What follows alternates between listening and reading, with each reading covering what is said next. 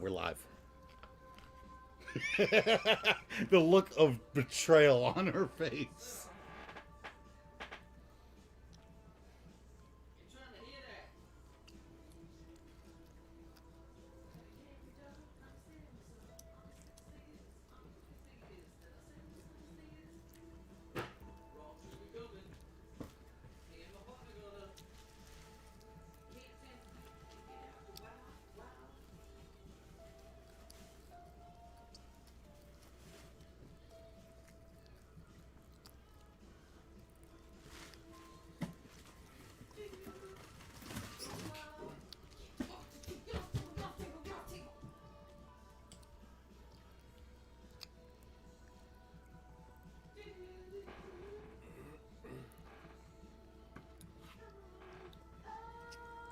Also, Dad, you can't change me right now. She needs to change. If you want to do Hold it, on. that's fine, but I can't do it when you're sitting.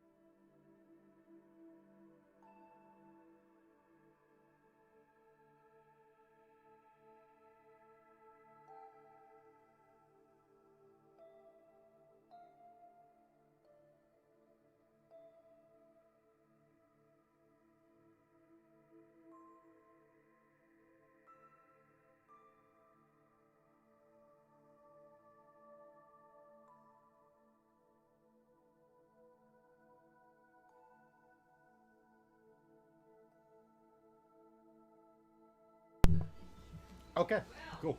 Okay, sorry guys. I kind of needed a change. Let's not talk about it. So yeah, welcome to some more Phoenix Wright. Last time, what happened last time? We went to the CEO's office. Cause guess what? We got another murder case to solve. Of course we do. Hooray! So many murder cases. Just when I thought they were about to stop. My goodness. So many murder cases. Anyway.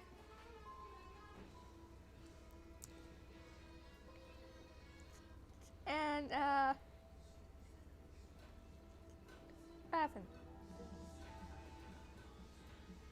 we got some more facts about the murder itself.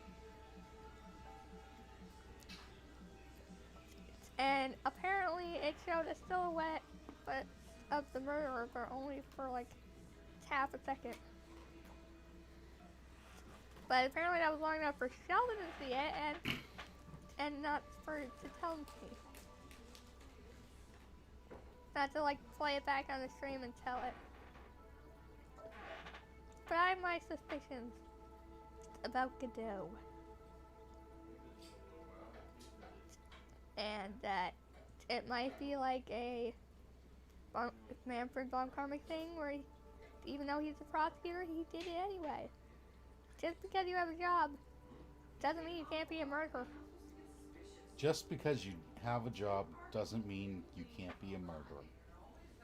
Words to live by. Not words to live by. You get what I'm saying. Words to murder by. You get what I'm saying. Yes. Oh, yes. And, yeah. I think the trial's today? Yes. Okay, and we are about to move into trial, so take it away, Sheldon.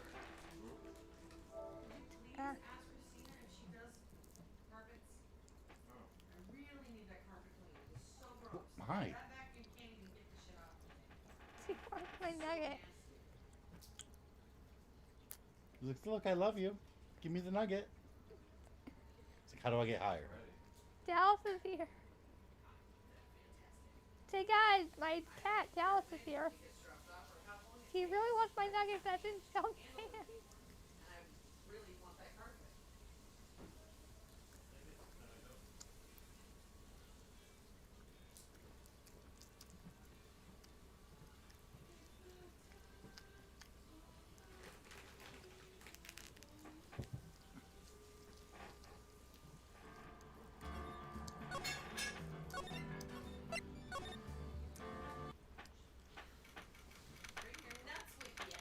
The stolen turnabout, more like the stolen turnabout.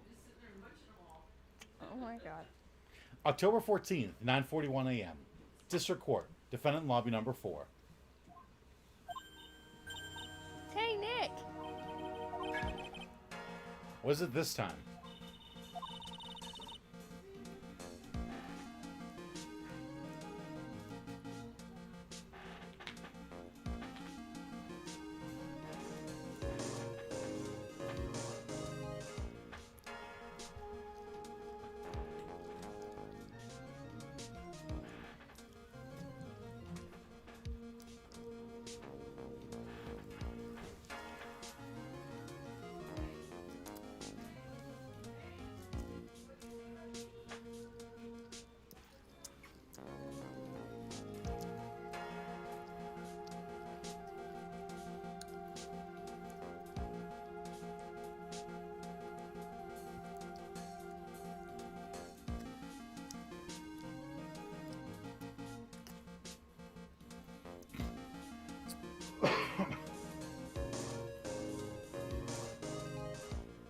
You won't believe how many people are here for the trial.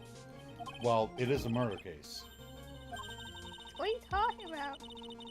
They're here for the trial next door. Next door. I don't even know this, Nick. They're having Detective Atmey's trial today. Detective Atmey. They say they're going to try him as Master Mask. Already? That was fast. Boy, I'd love to see Master Mask trial. I know. By the way, where's Pearls? Oh, she went back home. She said she can't neglect her training anymore. I know you don't like me. Pearls has really gotten into her training lately, huh? Yeah, ever since that incident last year. Please, don't ignore me! Oh, Mr. Light, good morning. Can you put my bed up a little? No one likes me. What? Put my bed up. No one likes me. No one would notice me, even if I killed someone. Come on, don't be silly. So wait a second. You don't mean you're the murderer? No. I'm just a poor thief. No, wait, that's not right. A thief can't really be poor. Now let's see. According to Mr. Delight, from his second crime on, he was following a bunch of set plans. Plans that someone had been sending him to help him commit the heists. Do you think my hair? Do you really think there's a connection between the thief and the murderer, Nick? It's possible. But today's trial is a race against the clock. Huh? How come? Let's just take our time and play going. I'm afraid that's not an option.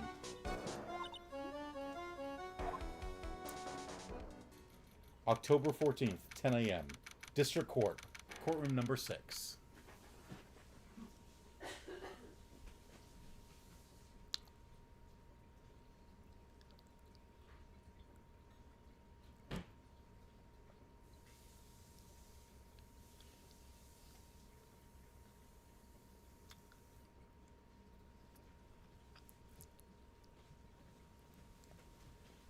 Don't tell me. You did. Oh my god.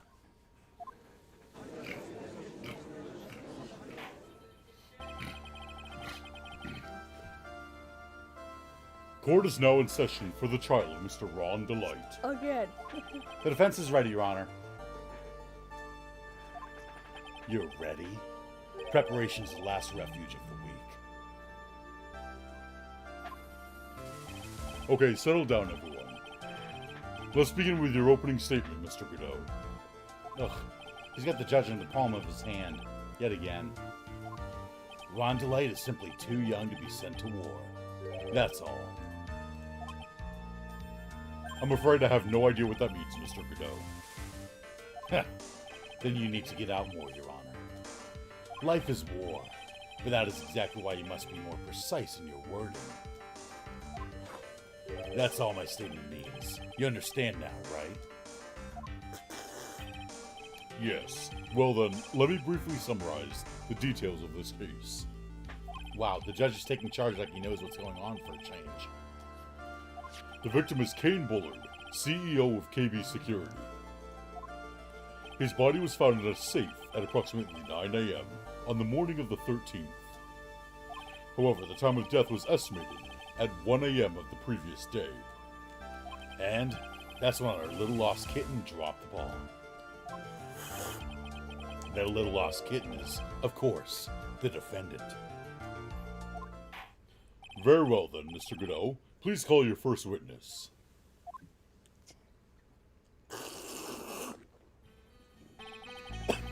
I'm sorry. I never drink more than 17 cups of coffee during any given trial. But the first one is always the best. Mr. Godot, your witness. Okay then, let's hear what the defendant, Mr. Ron Delight, has to say for himself. The defendant? Well, Mr. Wright, does the defense have any objections? It may be a bit of a disadvantage having the defendant testify, but... I remember when Mia was defending me. She allowed me to testify so she could do the cross-examination. She put a lot of trust in me back then. We have no objections, Your Honor. The defense will allow Mr. Delight to testify. Huh. You got guts, Trite. Your name's Wright. Alright then, Mr. Ron Delight, please take the stand. Can I have another nugget?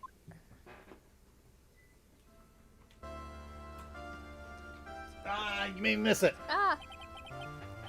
Take a bite.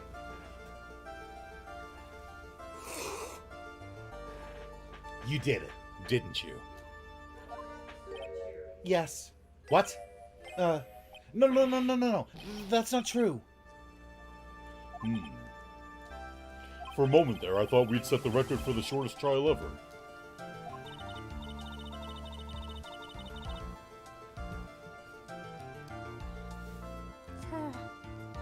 Well, Mr. Delight already looks plenty guilty with that face he's making. And once he opens his big mouth, he'll probably put the last nail in his coffin. In his own coffin. Very well. Now then, can you tell me something? If you didn't kill Bullard, why'd you go to KB Security?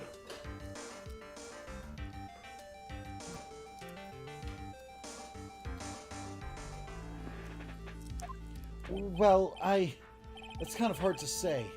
Boy, I wish I could go home.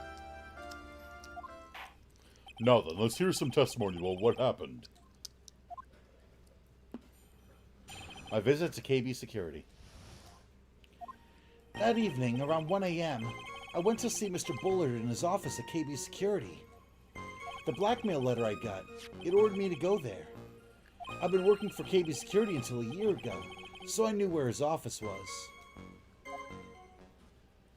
Definitely not Sora says, hello. Hey, Sora, you made it. Also, Sora, the name of this chapter is The Stolen Turnabout. Stolen Turnabout. More like Stolen Earn About. Can't believe you just told him that. He's gonna hate that, you know he is. Oh yeah, he's gonna hate it. 1 a.m., the exact time the murder took place. The weak get washed away by the tides of fate. The strong drink it up. Ah, it's bitter today too. Just like my destiny. You never know that from the way he's chugging it down. Mr. Wright, your cross-examination, if you please. Do I have to? I don't think I can see a contradiction, though. That evening, around 1 a.m., I went to see Mr. Bullard in his office at KB Security. Isn't that right, Hajime? 1 a.m., huh? You're absolutely sure about that? Yes, that's what my watch said when I entered the CEO's office. No. Actually, I'm not really sure. My watch was slow, and my internal clock was also a bit... 1 a.m.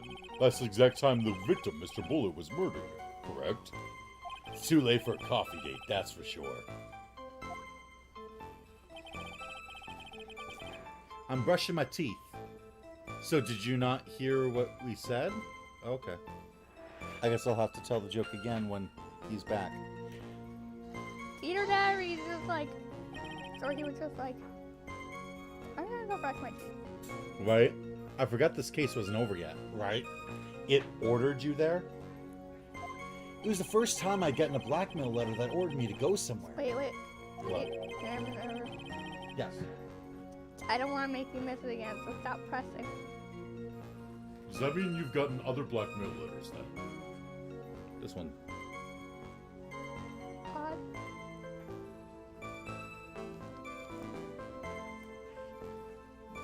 Tell me the joke? Well, the name of this chapter, it's chapter 2, The Stolen Turnabout. Stolen Turnabout, more like stolen earn about.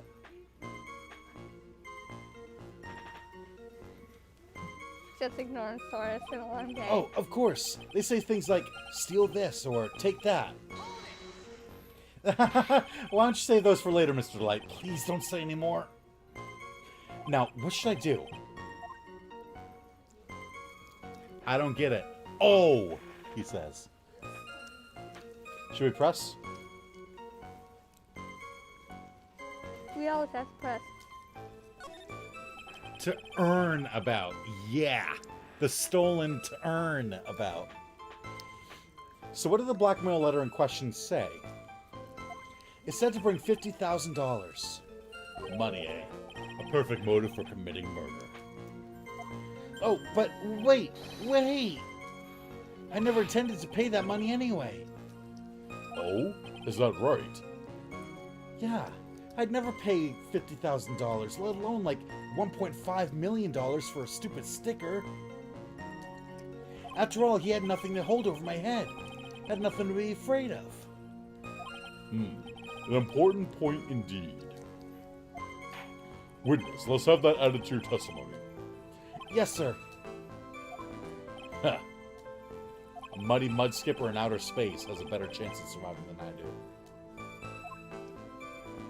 The blackmail threat didn't scare me. It wasn't going to cause me trouble or anything. Just what were you being blackmailed about anyway? The blackmail letter said if you don't want your identity revealed, correct? I'm sure it was referring to the whole master mask thing. But I wasn't worried. Mr. Bullard didn't have anything on me. He didn't? Anyway, I don't care what anyone says about me. Just as long as Desi believes in me. So that's why Mr. Light didn't believe he was Master Mask. That's why I knew they were just hollow threats. Aha! Found it! Yeah? The journal. Not the journal, but the copy of that list. Yeah. I've been working for KB Security until a year ago, so I knew where his office was. Oh.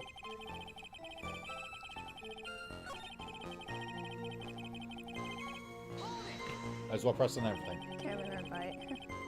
You used to be a security chief for KB Security, right? Yes, that's right. A security chief? You? And yet, a year ago, you were fired without notice. Revenge for an old grudge. A perfect motive for murder, wouldn't you say? Everything's a perfect motive for murder for him. This isn't good. Maybe I should change the subject? What his life was like after being fired? Why he was fired? Or don't say anything?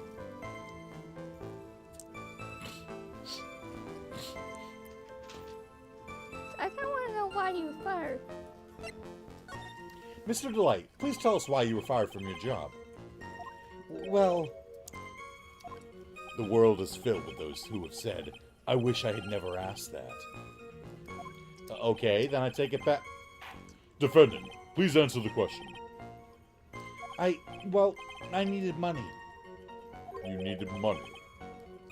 Well, you see, Desi loves to spend it. It's kind of her hobby. Not exactly the best hobby in the world, are they? There was massive foreshadowing in the previous episode, by the way. Oh boy. My salary wasn't nearly enough. So I stole data from the company. Come again?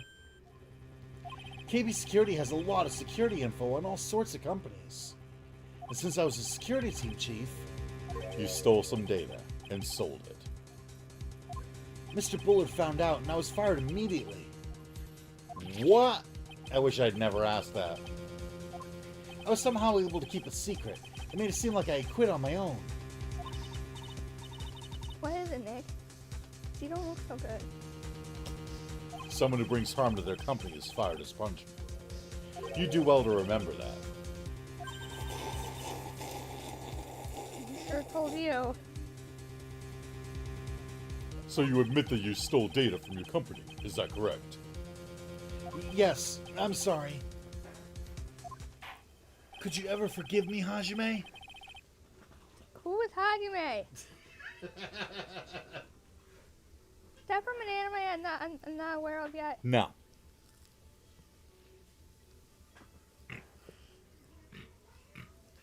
Sora pointed out that the voice I give to Ron is the same voice that I give to a character in the game that Mom and I are playing. Was it? Oh yeah. Oh man. This whole thing just took a big turn for the worse, crashed, and blew up. It's gonna take the jaws of life to rid this case from the clutches of disaster. He fired me for selling company secrets, but Desi doesn't know about that. L says hello. Hello, L. Why would you do something like that? Well, for Desi's hobby. What else? Wasting money, huh? It's not a way. It's not a waste.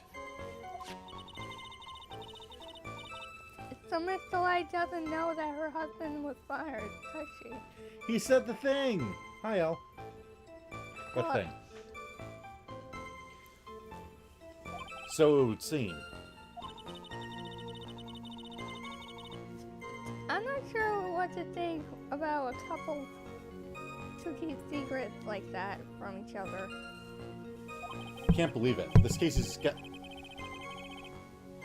This case has gotten even Maya to think seriously about couples.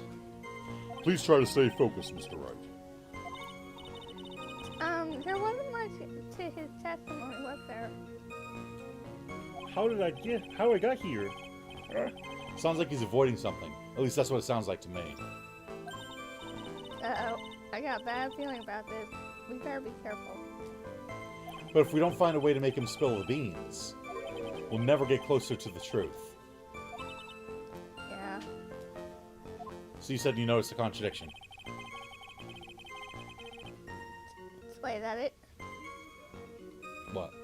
Have we pressed on Yes, we everything? pressed that on everything.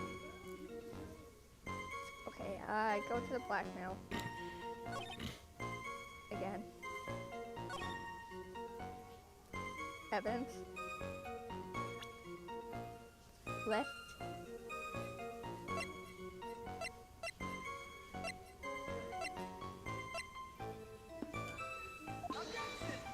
How's that not it? Your Honor, the statement contradicts his evidence. It does? I don't see anything contradictory. Huh? Really? Objection denied. Try to think before you make accusations, Mr. Wright. I'm gonna fight. Whoops, that didn't go so well. I thought that's what the answer was too.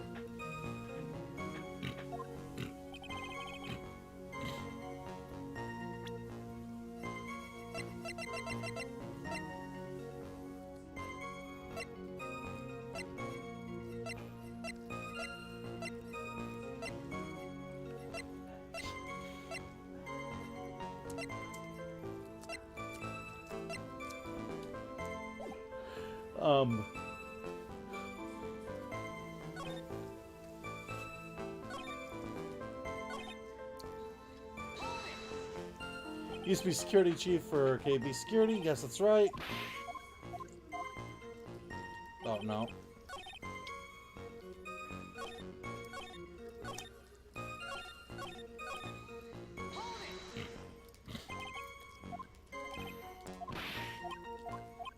No, not that one.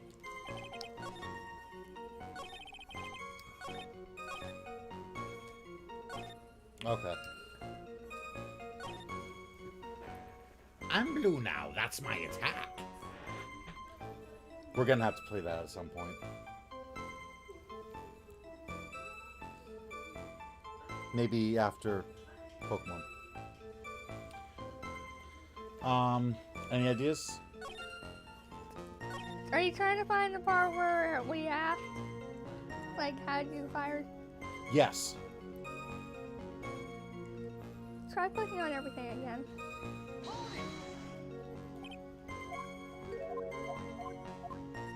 Obviously not that one.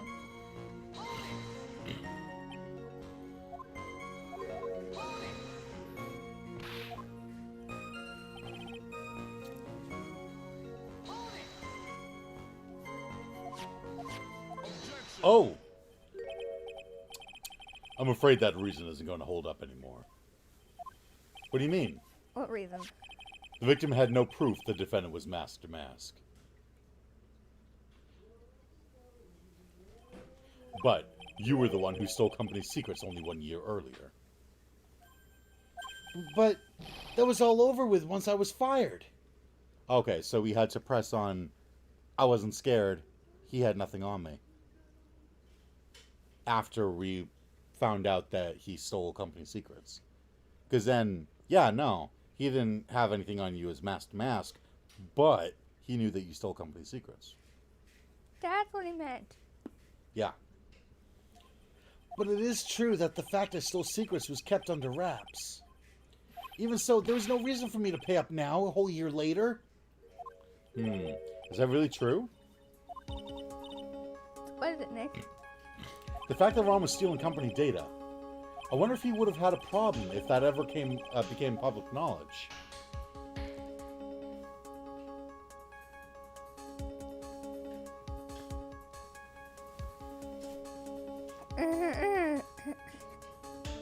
This wouldn't have come up if we said no. This wouldn't have come up if it wasn't a thing. Right. So you're saying yes, he would? Yeah. Mr. Delight, I believe you would have been in considerable trouble if your identity as a company data thief was made public. Mr. Wright, what are you trying to do by bullying your own client? Huh. Men are like colonies of bacteria. The more heat you apply, the faster they grow. That's exactly right. Well then, feel free to keep up the heat, my little lawyer amigo. Little lawyer amigo? Yes, now come on. Provide some evidence to back up your assertion. Why would Mr. Delight want to keep his data stealing secret from going public?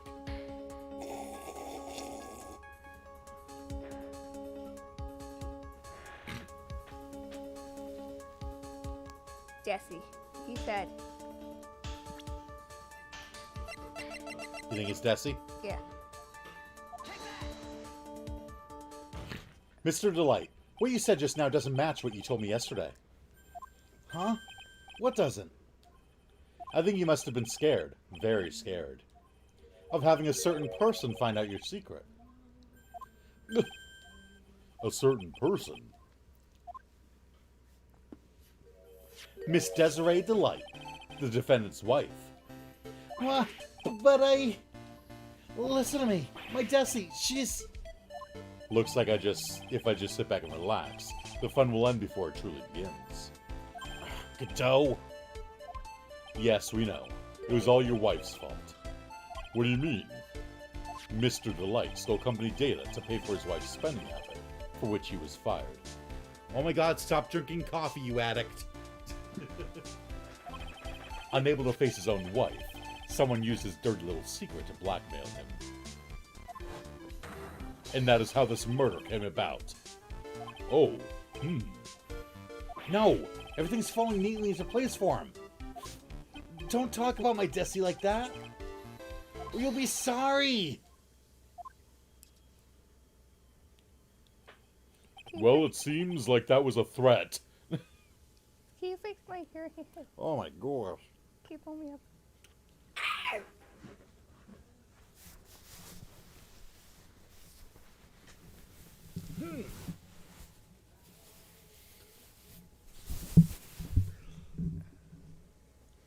What's that? My bat!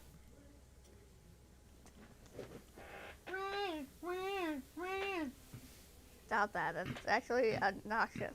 Yes, it is. It is extremely obnoxious. And it's the sound from a video game from when I was a kid. Well, it seems that we've learned a great deal of things here so far. What do you think, Nick? I didn't think it was possible to get so thoroughly whipped in just 20 minutes. Clearly, there was sufficient motive for murder. He stole data for his wife, and he killed to protect his secret. A family man who cared just a little too much. The motive is clear. Let's move on. Ugh. What happened at the crime scene at 1 in the morning, Mr. Delight? Come now, tell us. We're all ears.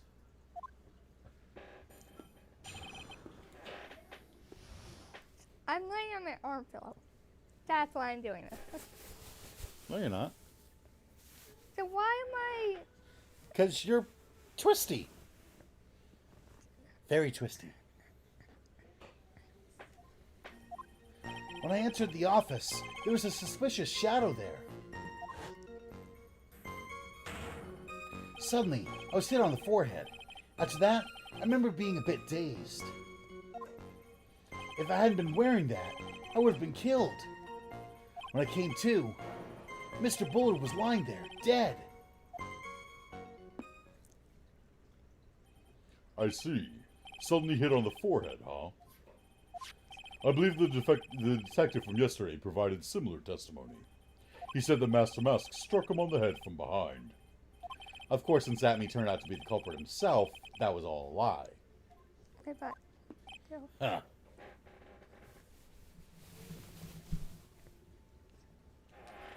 No one's gonna believe a pathetic lie like that. What are you saying? I really was attacked. We'll find out if what you say is true or not during the cross-examination. Got that, Mr. Trite? Don't go easy just because he's your client. If I see any sign that you are, I'll treat you to another cup of my special blend. You don't need to worry about that, Mr. Godot. Have faith in Ron. I know he didn't do it. I mean, I'm not so sure anymore, because now we've had to prove our client guilty before, so... all bets are off. When I entered the office, there was a suspicious shadow there. I don't know. This guy really doesn't seem like the type. Who is this suspicious shadow? If there were 1,000 of me, and if even one knew, I'd tell you. Trust me. His dodging of all of our questions is not helping us in this case. Okay, then how was the victim Mr. Bullard at that time? What do you mean by how was he? Was he already dead? Was he still alive? Maybe he was the one who hit you in the first place. That's a good question. What do you think, Mr. Wright? Forget it. I was asking you. Something was hit on the forehead. After that, I remember being a bit dazed. Your forehead. Yes, I was hit on the forehead as soon as I entered the room. It was an amazingly fast and powerful attack. Do you remember anything about who hit you? Well, like I said, it was a fast and powerful hit. So I think I was a little dazed for a while. I don't think Mr. Light even grasped what you were asking. Yeah, I like to show him a fast and powerful attack myself. Maybe that would knock some sense back into him. If I hadn't been wearing that, I would have been killed. Wearing what? That? Could you please clarify what you're referring to? Why, my mask to mask costume, of course. Wait just a moment. Mask to mask? Huh? Oh, did I forget to mention it before? Just to be on the safe side, I dressed as Mask to Mask. And then, I descended upon the office of the CEO of KB Security. What? Sora says, I'm so tired. Already? Well, it is, 10:15 at night for him. No, wait. 11:15 at night. Okay, that's even worse. Wow. Did you know about this? You never told me this. I don't recall him ever mentioning it to me either. Even I didn't know that. It seems our little friend really loves to keep secrets. I'm sorry, I just never had a chance to mention it up until now. Wait. That's not right. You know how sometimes things just slip your mind?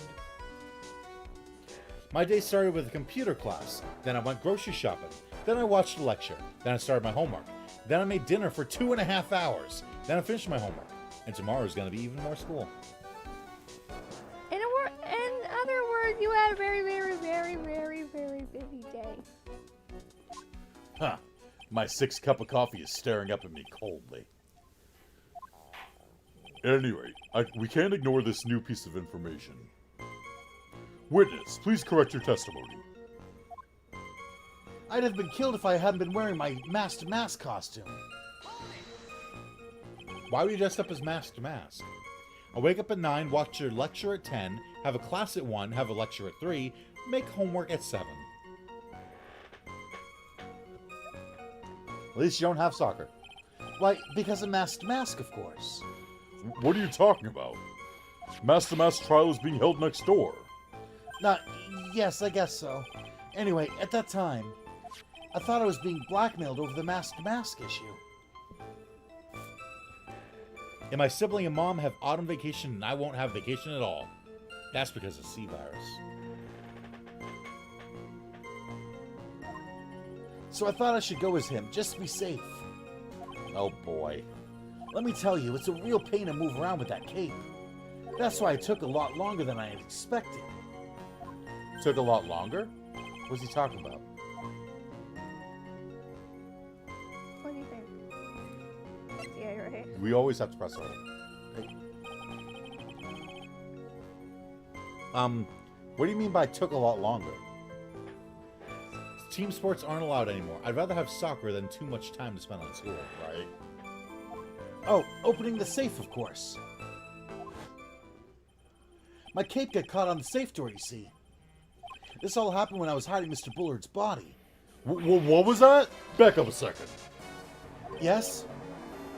You were the one that hid the body in the safe? Well, yeah.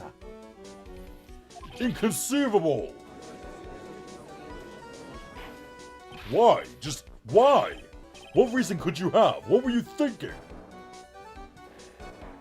At least my glasses should come in tomorrow. Yeah. Oh, you have glasses? Question. When does someone toss their dirty shorts in the washing machine? Oh, and the music's...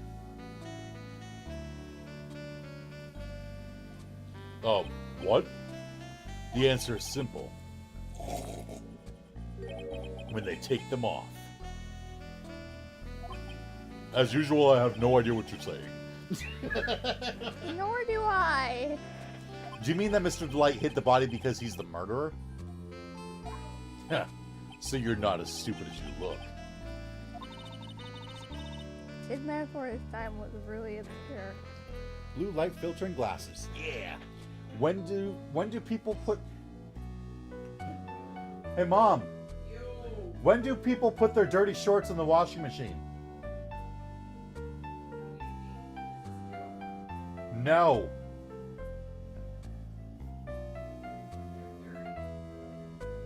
When do people put their dirty shorts in the washing machine? When they take them off, of course.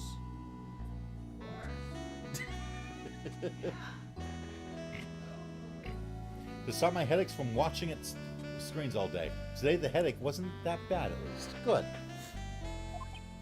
Mr. Wright, you don't mean that you knew about this whole safe business, do you? Well, yes. Why am I the only one not in the loop here? Witness, make sure you add this to the testimony. Yes, sir. Uh-oh.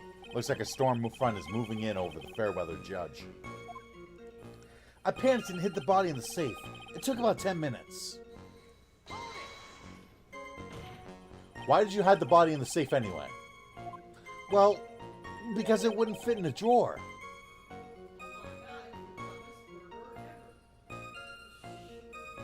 What did Mom say? Mom said, oh my god, it's the dumbest murderer ever. He's just a stepping stone for hope. That's not exactly what I meant. When I saw that corpse, I kind of lost it. I thought, if they find his corpse, they'll think I did it.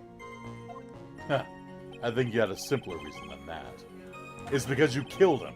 That's why you spent 10 minutes hiding the body. That certainly makes more sense. Prosecutors are annoying. Hold on. 10 minutes?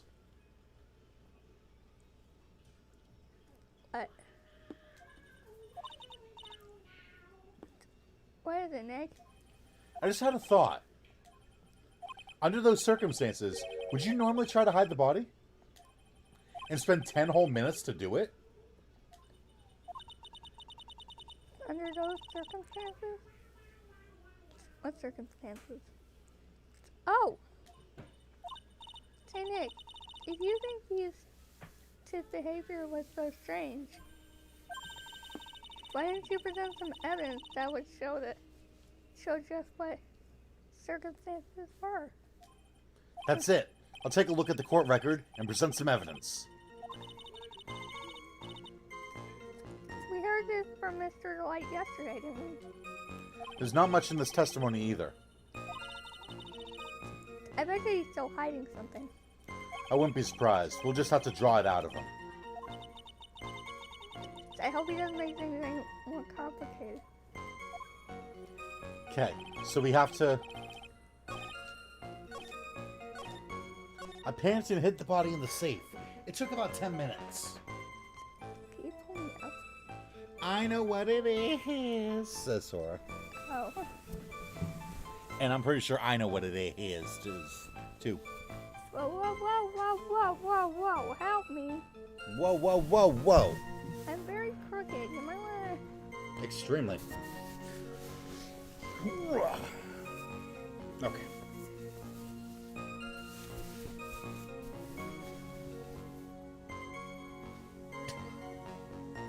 Cubic finger is. It's the chip.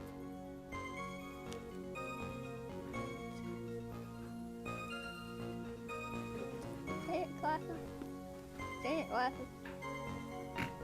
Yeah, I'm pretty sure I know what it is, too. What is it? Well, he panicked and hid the body in the safe, and it took 10 minutes. Oh. That seems a little bit suspicious. Why would you take 10 whole minutes to do it, given what was going on at the time?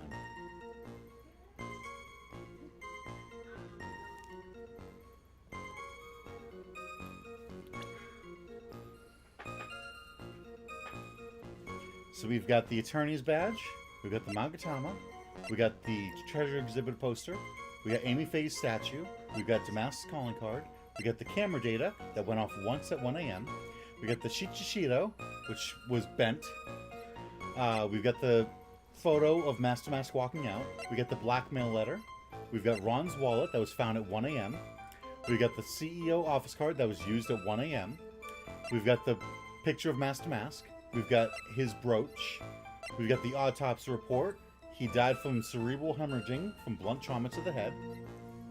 We've got the clipping about the first heist that Master Mask pulled, and Ron DeLite is the guard in the picture. We got the buzzer that's in the CEO's office with no fingerprints on it. We've got the list of all of Master Mask's stuff. We've got the record saying that the buzzer went off at 1:02 a.m. We've got his testimony that says that he was being told what to steal from a blackmail letter. We got the urn that Adrian fixed correctly, or incorrectly, I guess. We got the paint marks and the box that the urn was in. I really don't know. Well, what was in the room? Think about it. He walked into the room. He saw a suspicious shadow and got conked on the head and passed out. When he woke up, he found Kane Bullard dead. And he went, I have to hide this body. And it took him 10 minutes to do it. He stuffed it in the safe. What else was in the room at the time?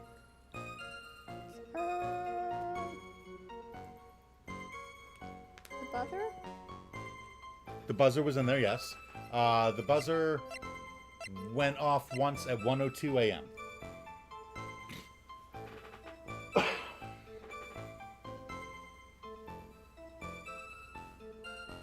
Maybe it has something to do with the buzzer going off.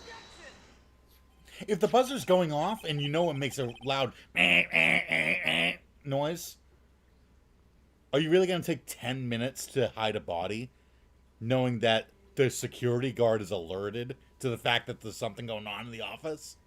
You'd want to get out of there. Ah. Your Honor, could you please take a look at this record? And what might this be? The record for the emergency buzzer that connects the CEO's office to security. If the button in the office is pressed, a security team is supposed to come running. Unfortunately, the security team is Larry.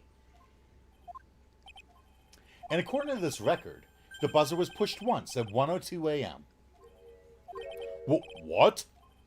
If Mr. Ron DeLite truly was the murderer, he would have ran as soon as that buzzer sounded. After all, a security guard would have been heading his way.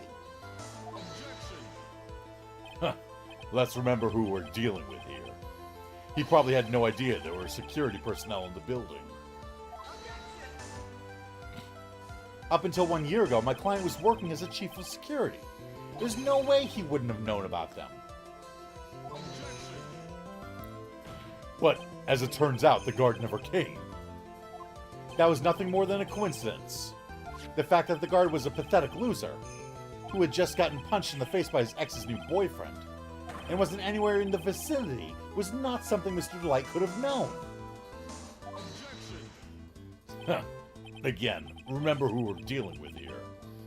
It's a sure bet that Mr. DeLite didn't even notice the buzzer going off. He's not deaf. This buzzer is extremely loud. There's no way he could have ignored something like that. If he had been conscious, that is. Conscious? What do you mean by that? Ugh.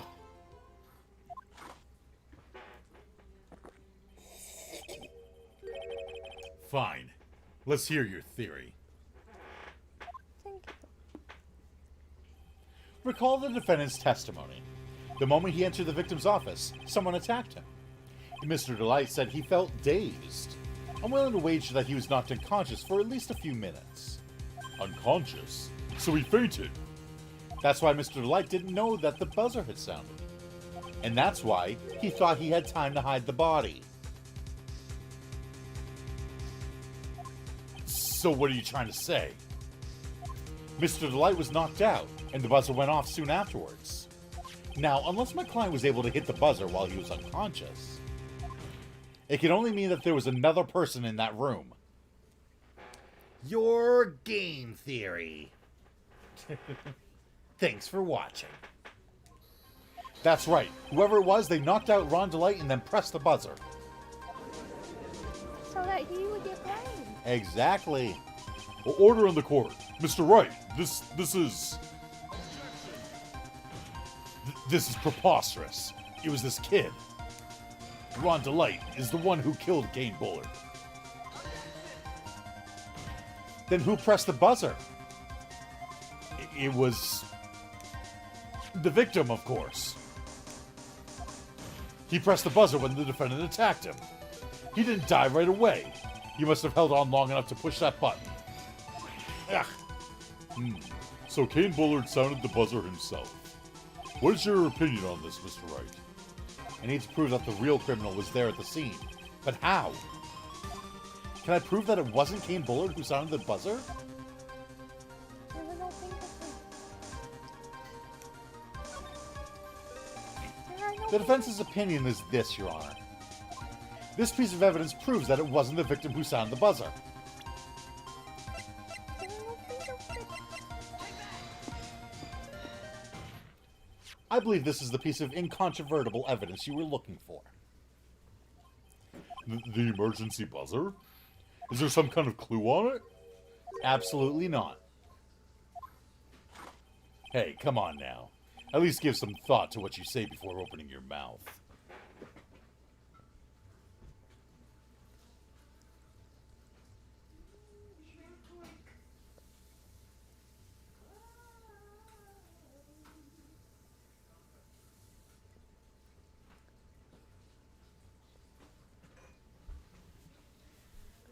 Just gonna be prepared here. It's the last bite of this one. Where's my leg on? The volume remote. I'll move it. Maybe. There we go.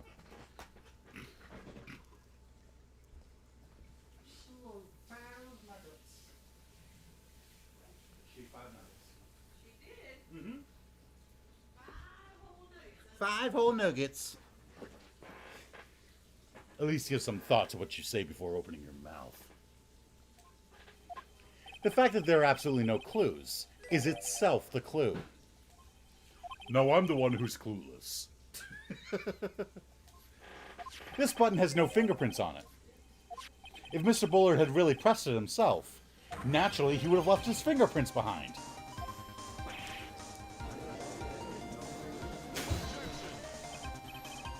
Ron Delight obviously wiped them off.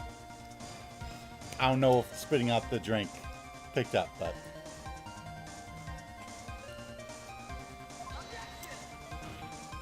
Why would he? A guard could have come in at any moment. Oh, by the way, there's his badge.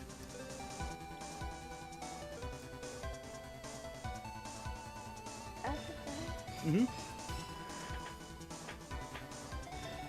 Mm-hmm. He touched that button. I know he did.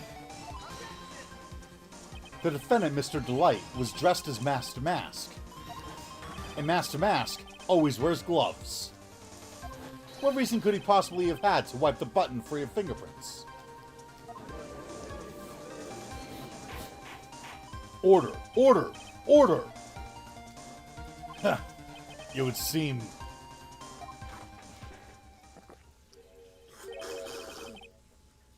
I've been forced to eat crow.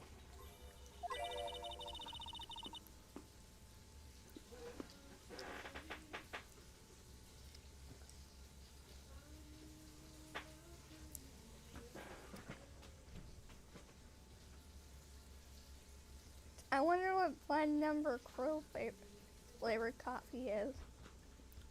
That sounds disgusting. Right? However, if the real killer was there at the scene, why would that person press the emergency buzzer? Shouldn't they have run away without putting themselves in extra danger?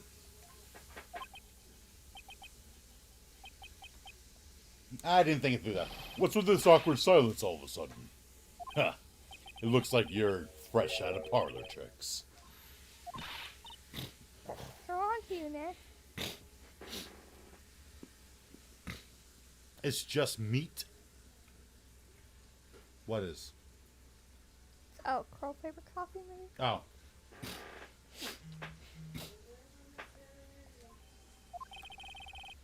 Just give me a minute to collect my thoughts. The real culprit killed Mr. Bullard at around 1 a.m. And Mr. Delight just happened to waltz in when the murder was taking place, right? The killer clobbered Mr. Delight and then sounded the buzzer.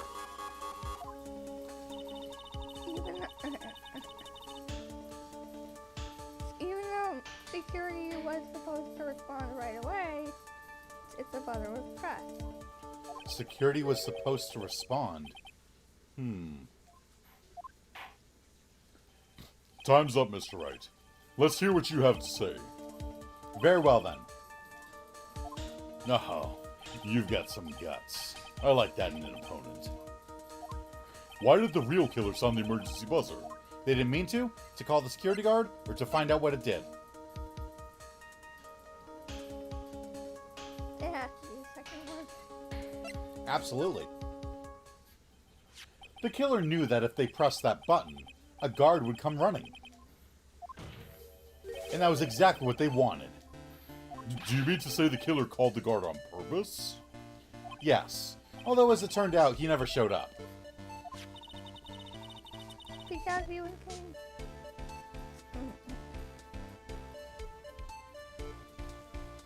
Because he was getting his clock cleaned at the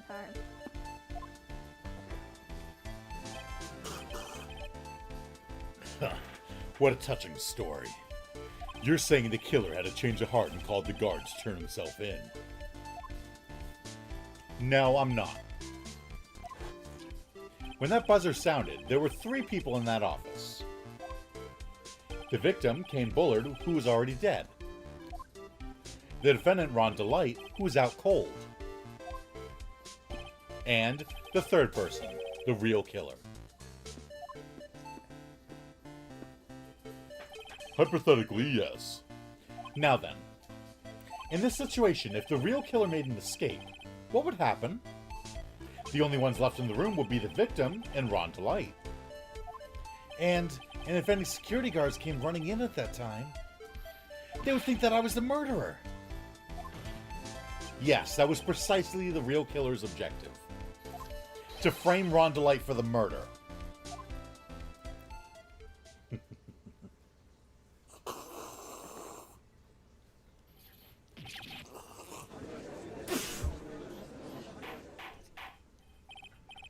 Order! Order! Order!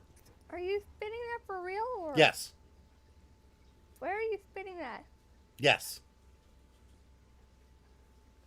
I'm trying to get the perfect, mist like he does.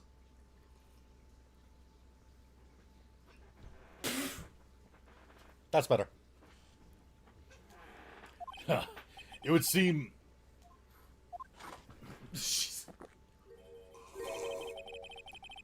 I've been made to eat my words once again.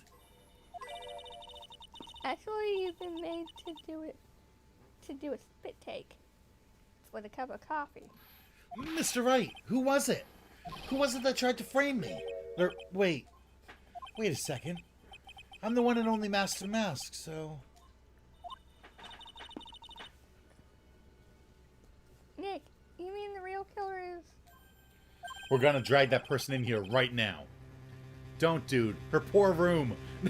But who is it?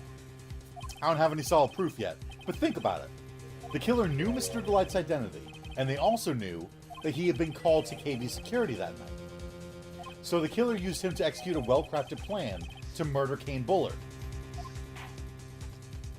Now then, let's hear your accusation, Mr. Wright.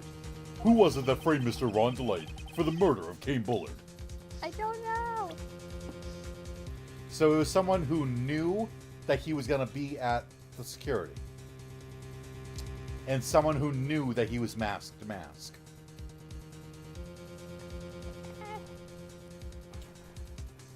It's kind of obvious when you think about it.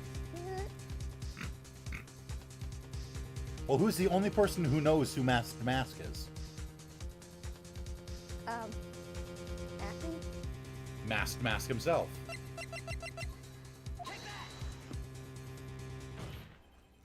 Now that I look at the silhouette, Uh-huh. I did see his hair. Yeah, his hair and the little magnifying glass, plus he was going like this. That I missed. And also that I missed. But I saw the shape of his head. Right? Detective Luke Atme. He's the only one who could have done it. Ace Detective. Luke Atme. You mean Master Mask did it? Your Honor, the person being tried in the court next to us is not Master Mask at all. He is in actuality the true murderer of Kane Bullard. He just took credit for Master Mask. Order! Order! Mr. Wright, explain yourself. Theft and murder. Which is the more serious crime? Oh my god. What? Why was Ron so determined to be proven to be Master Mask? Because he knew he would be framed for murder. Okay, because he knew that if he didn't get proven to be Master Mask, then he'd be tried for murder. So if you say, I'm Master Mask, then no one's going to think you're the murderer, right? Oh Who my else said, God. I'm Master Mask? Oh, wow. How did I not catch that? Especially as you saw the shadow. Get why I hate this case? Yeah, because the case flat out shows that it's Luke Atme. So does that mean, Ron really is Master Mask? No, because Ron was unconscious in Kane Bullard's room. So this just raises the question, who the heck is Masked Mask? Because it's not Atme or Ron. It's Morgan. No. It is Morgan. No. She's finally getting her revenge. Then why go after other treasures and not just Wright treasures? Because they're all spiritual items. Think about it. They're not. The tear of Agamemnon. Eminon. The tear of Eminon. Tell me that doesn't sound like a creepy spiritual item. Yes, it does, but it's a blue diamond which are cursed. Her stupid hair was transformed into the mask. I've brought up Morgan around Sora. I've made my mistake. They're not even close. Murder is the more serious crime, of course. It's a capital crime subject to a capital punishment. Please remember the trial from yesterday, if you would. When Luke Atme confessed, there was a huge commotion in the courtroom. Of course, a famous detective was unmasked as, well, as Masked Mask. Instead of being convicted of murder, he was found guilty of grand larceny. That was his true objective all along. To be found guilty. Master Mask had the perfect alibi for when the murder took place. So whoever gets proven as Master Mask is safe from being proven as a murderer. He was stealing the urn at Lordly Taylor. In other words, being found guilty as Master Mask was Luke Atme's airtight, watertight, and unassailable alibi. Morgan is Godot. That's not coffee. It's never-ending tea.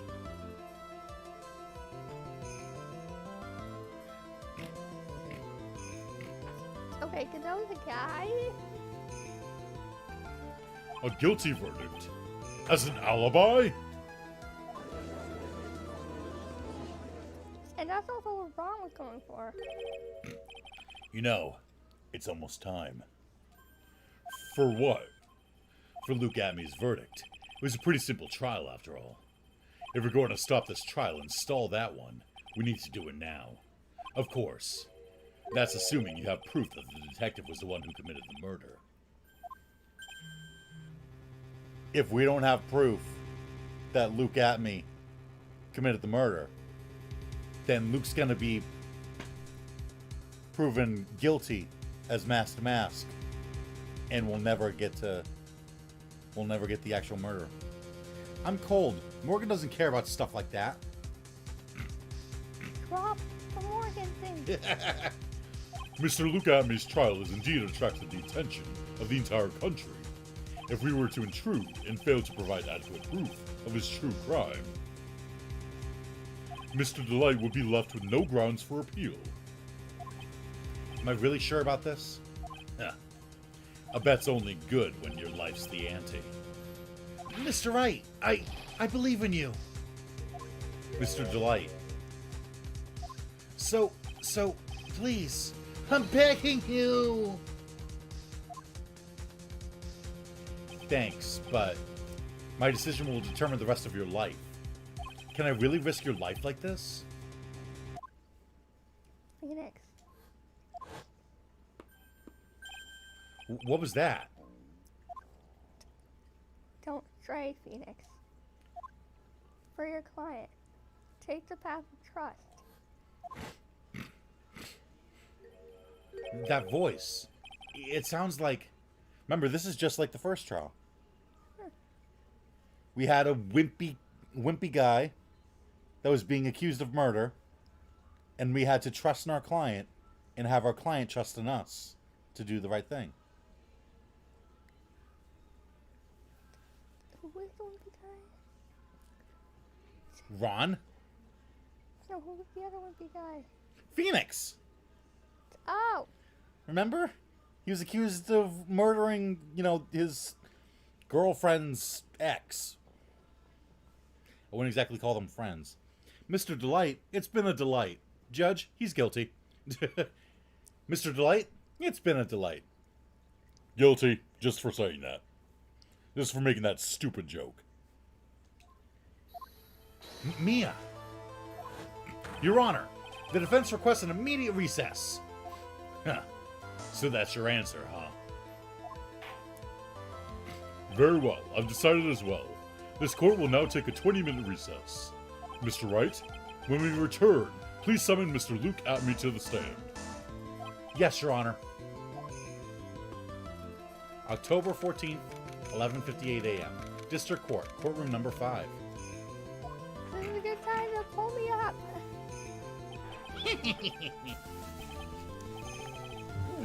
Oh God, pain attack. Well, Sir Detective Atmey? Can you pull my butt towards you? Thank you. That's what I needed. Yeah, remember, I can't see past your butt to where the hole is.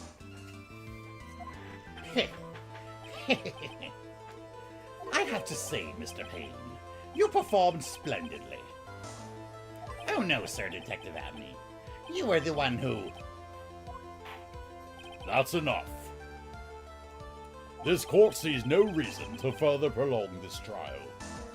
Is this like the judge's brother? I don't know. This court finds the defendant, Luke Atmey.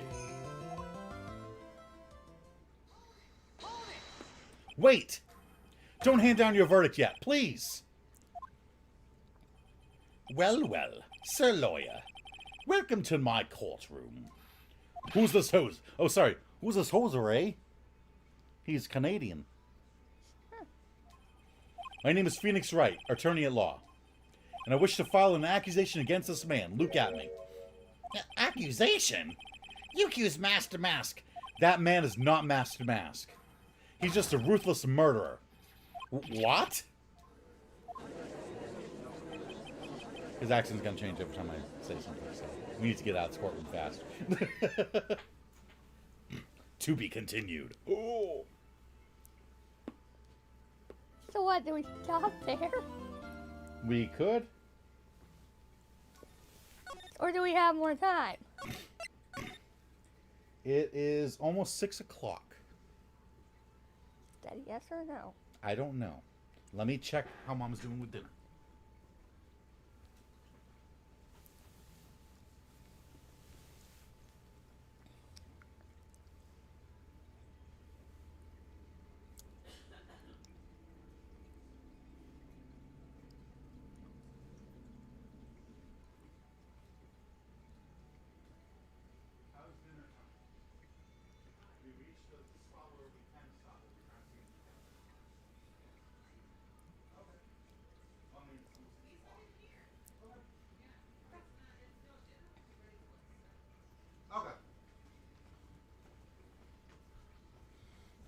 Excuse me.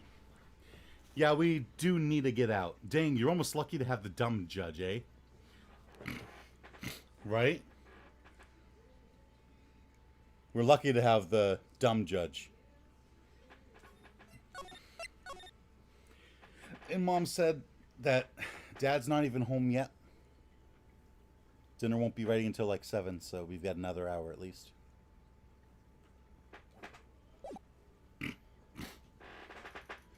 October 14th, 12:14 p.m. District Court. Defendant Lobby number 4. My fifth? I could have sworn I heard Mia's voice. So then, she's still alive? By your heart. Mickey boy! Oh, Mr. Light. Is it true that detective... Is it true that detective is the real killer? Of course the American judge is dumb, right? To be honest, we don't have any definite proof. But he's the only one who could have done it. But wasn't he at Laura Lee Taylor that night? Not to mention, we don't exactly know his motive. I mean, why would Detective Abby want to kill Payne Bullard? Why indeed?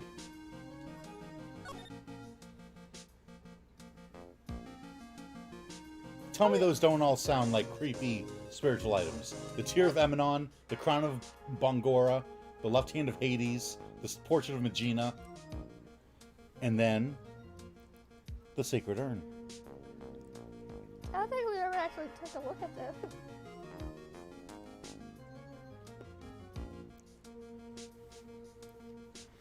She's in my heart. What is this, Kingdom Hearts?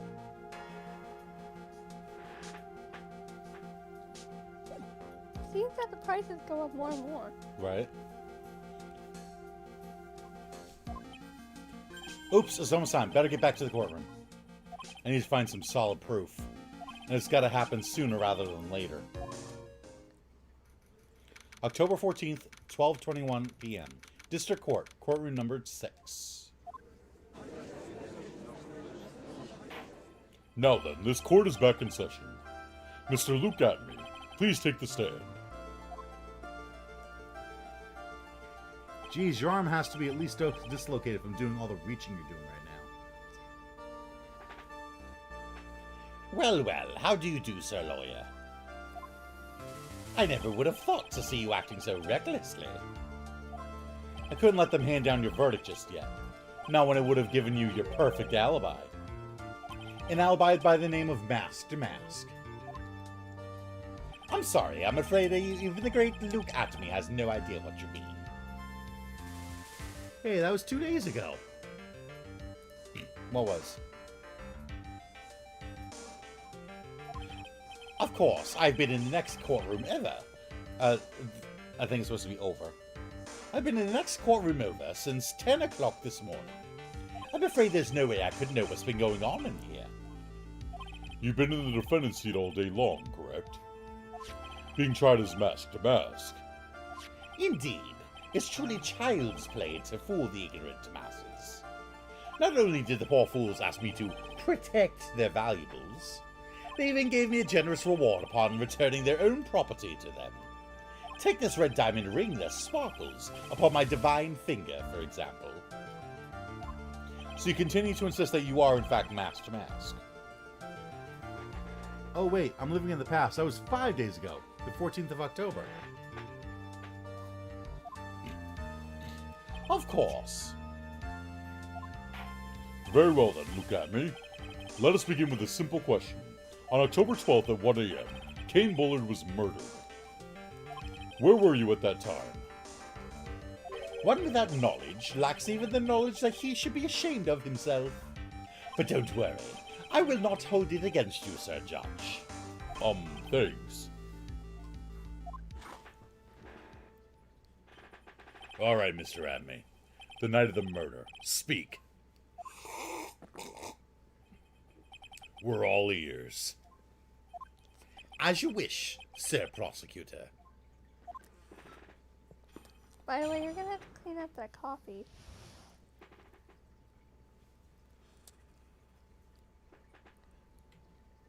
I mean, on the floor.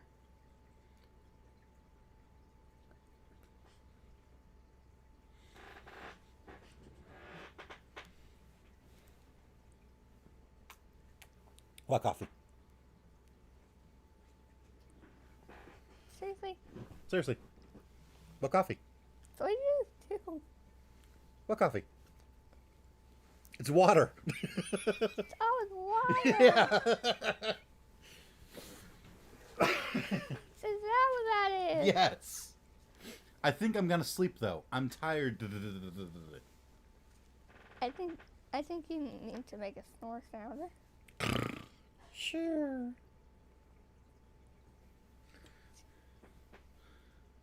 Sora. More like Snora. He's gonna hate you for that. I was stealing the urn as Master Mask, just as I announced I would. I had more than enough time to prepare. It was a pathetically easy job. A photograph contains no words, but in this case, one turned out to be my witness. The time in which the camera captured Master Mask was the same time as the murder.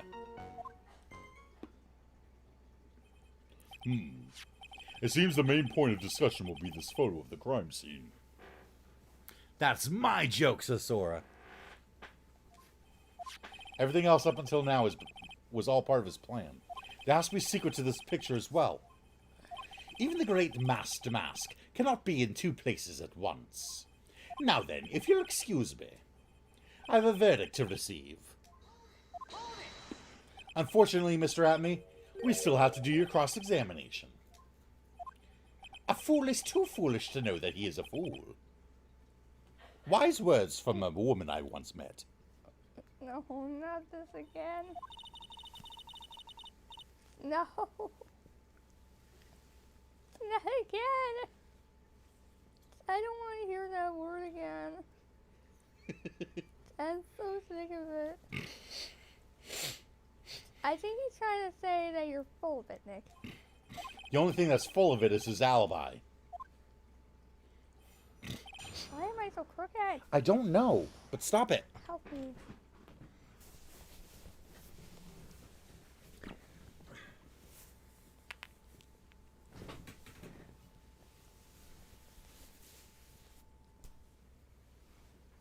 Okay, bye, says Sora.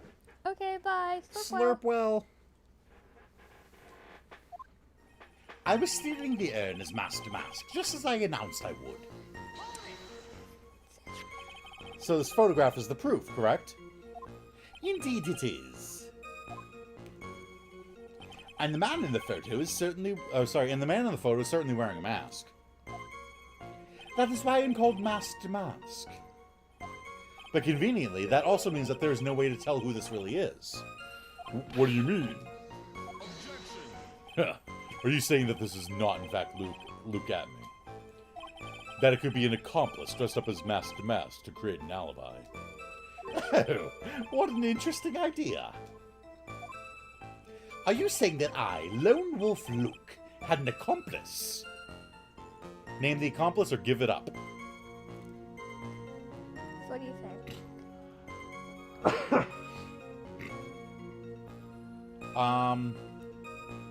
The only person I can think of that could be the accomplice.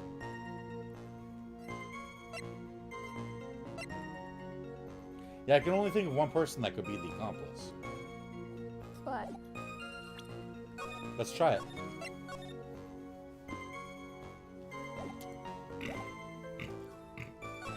If Luke Atney was at KB Security during the murder, then the mask in this picture has to be a fake. Exactly. You had an accomplice. Now remember you've said that, Mr. Wright, because there's no going back. If you're making baseless claims, I'll treat you to a penalty myself.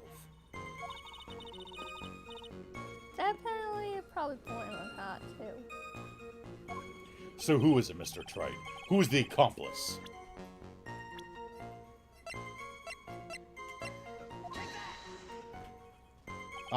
It was this person. Never mind. Huh. That's quite the prank you're trying to pull. Do you have any evidence that this person is, in fact, the accomplice? Well, the aura. The aura that this person has around them is... If you're going to judge someone by their aura, you'd be right up there as the #1 suspect, Mr. Wright. Ugh. I jumped the gun on that one. And now Sora's gone, so we can't get any help. But my thought was... Adrian gets a little blackmail letter going, I know you broke the vase. Pretend to steal it, and I'll let you go. I had more than enough time to prepare. It was a pathetically easy job. I believe Adrian Andrews hired you at one point. That's right. That was over 20 days ago, if I'm not mistaken. You sent the calling card to Lord Lee Taylor 10 days before the heist. That would mean you sent out the card after you began your security watch, right? Indeed. There's no reason why I couldn't do both jobs at once. It was the perfect opportunity to steal my latest target. I see. You truly are evil, aren't you? Yes, evil is what I am. Hey Nick, isn't there something odd about this? Hmm?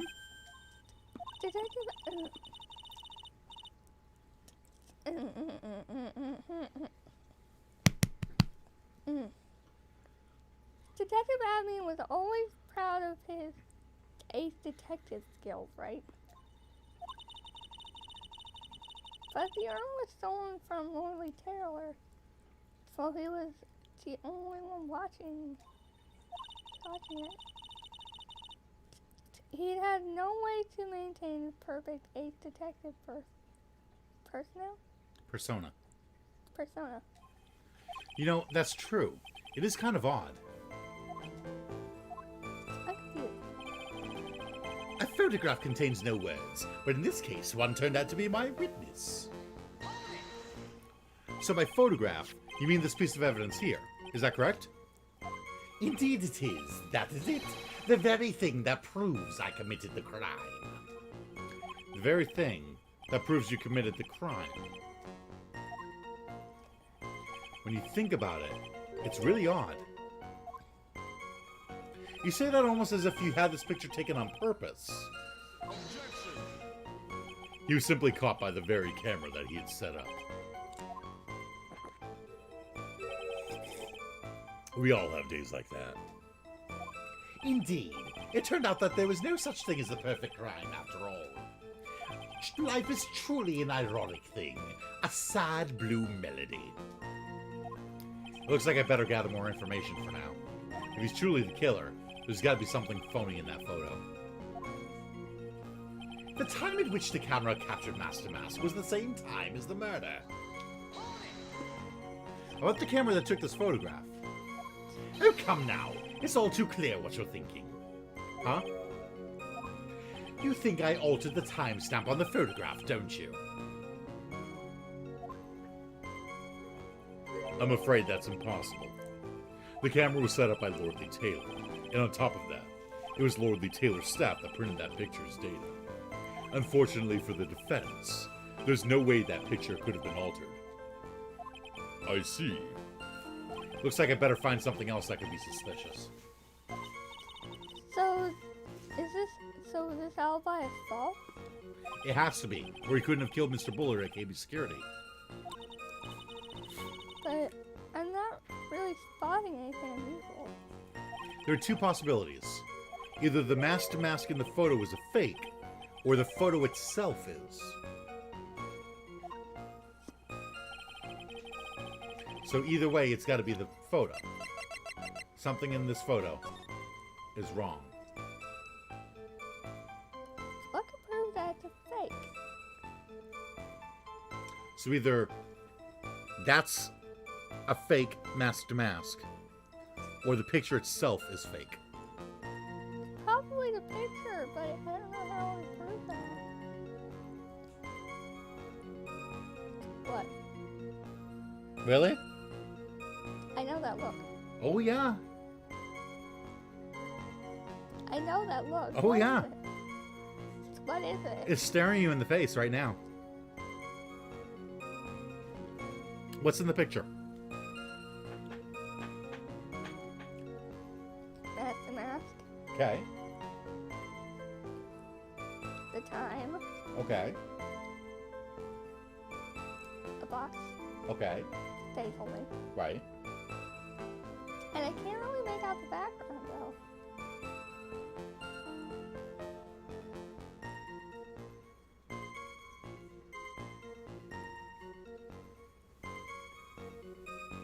You know I have trouble making out stuff like this.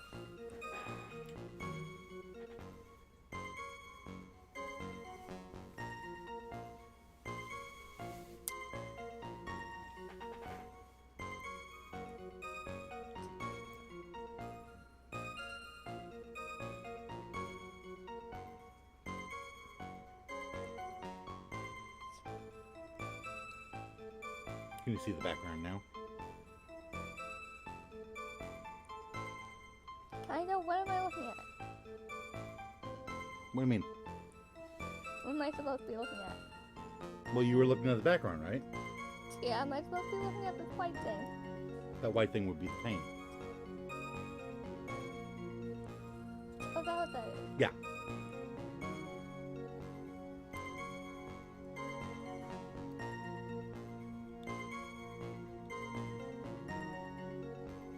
Yeah, I don't know.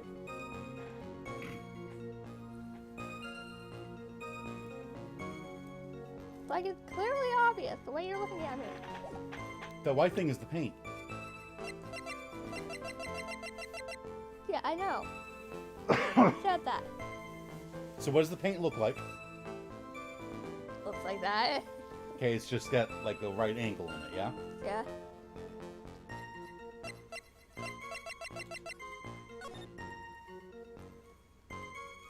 But he has a box. He must have picked that up. Because there's the shape right there. There's the shape. Yeah, right there. In the paint.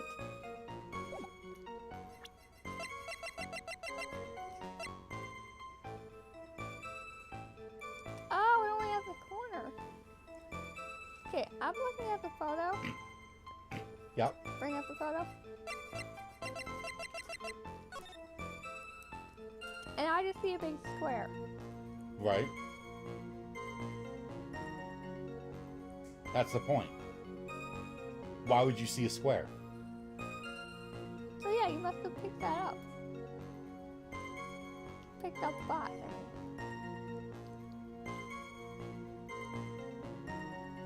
So close. I don't know what you're going at. What does the paint look like in the picture? A giant white splotch. Giant white splotch, but the paint's not everywhere, right? Not really. There's a big spot like this cut out of it, yes? What does the paint look like when we look at the actual paint? A big, like, corner. A big splotch with this.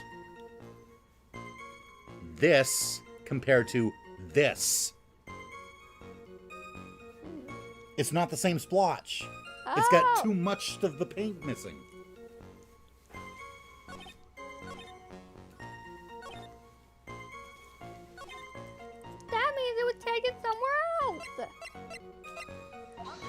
What do you mean I'm wrong?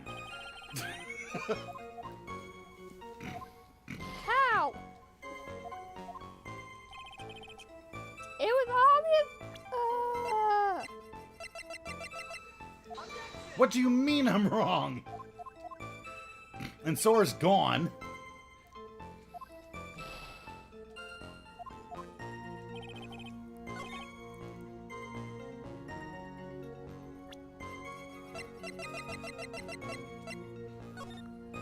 $58. So 12:58. And he died at 1 a.m.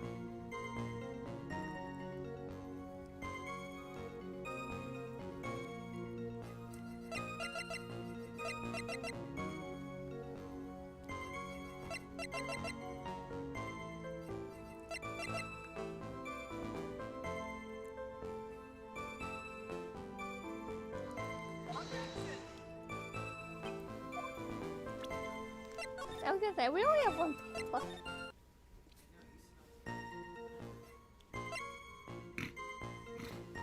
Give it up. If Luke got me was at KB security during the murder, then the master mask in this picture has to be fake. Then there really wasn't a car. But right now, I have no idea who it was.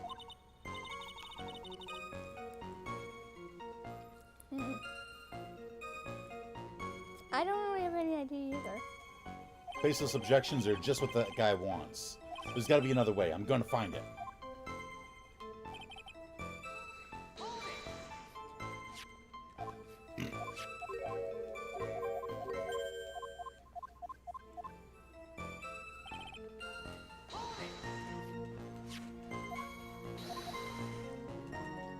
I'm totally right, and you know it.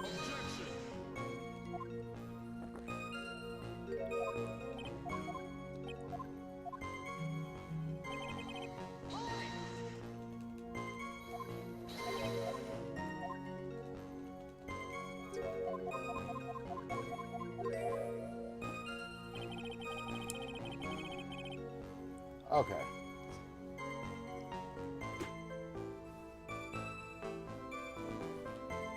There has to be something wrong, so either that damask is fake or the photo is fake.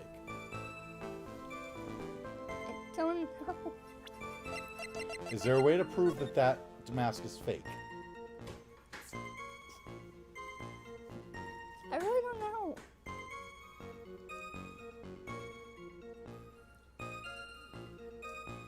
Wait, is he wearing gloves? It's hard to tell, but I think he is. Okay. Because I was like, if that mask is not wearing gloves, it's obvious that he's not the mask. That mask the mask.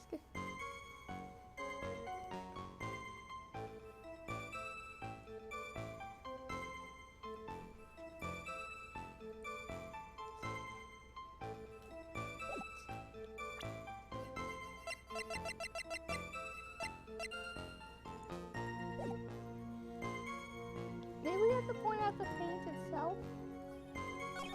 I tried that. You did? Oh. That was the first thing I tried. No, you bring up the Watch color. this. No?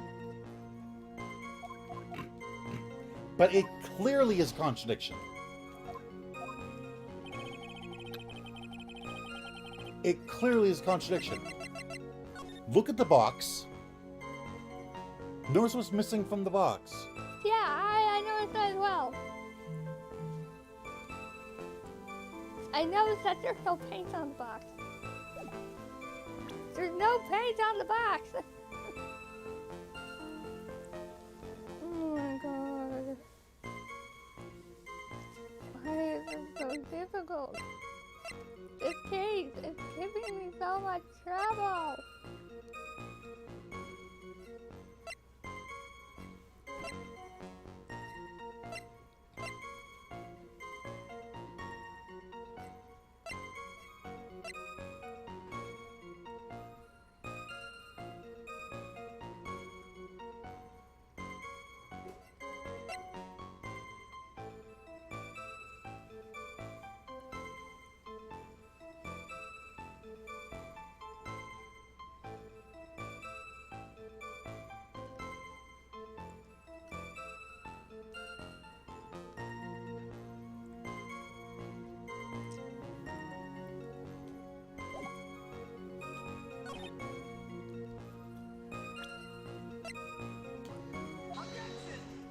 Nope.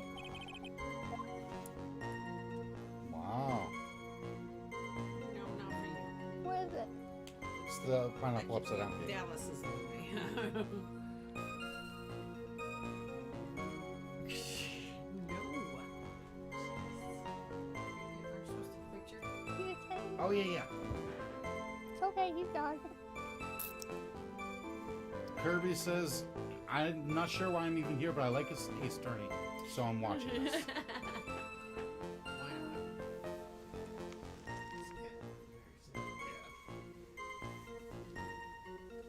Nice. Keep your picturing glasses.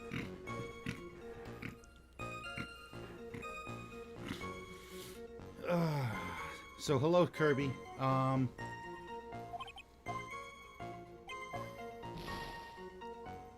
Hello, we're struggling quite much with this. Seriously.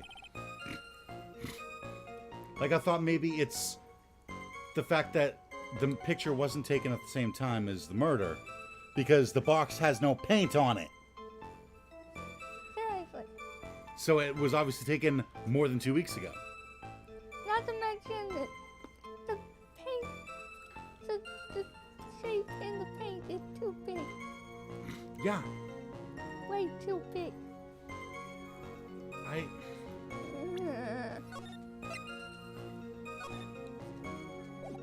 Are we gonna see?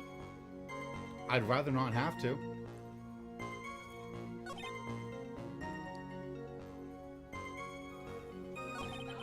Yeah. Absolutely stumped. Really? Yes.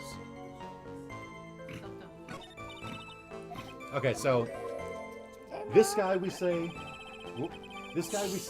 is a murderer. He killed a guy about... It looks like a murder. I know. His name is Luke Atney. What the heck has he got in his eyeball? Are you It's serious? a right monocle. now? That isn't. That's not. It's a magnifying monocle. Okey-dokey. Anyway. So he says that he is the famous thief Masked to Mask. Okay. And we say that he is not Masked to Mask, and he was actually about an hour away at the time, because he was murdering someone at the time. Okay. But we have a picture of Masked to Mask stealing a box at 12:58 a.m.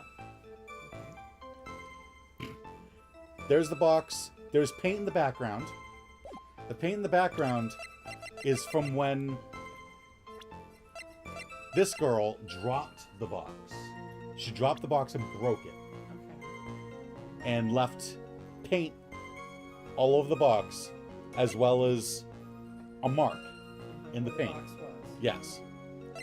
As well as paint on the actual urn that was inside the box. He says that he was stealing the urn, just like he announced he would, because he sent a calling card.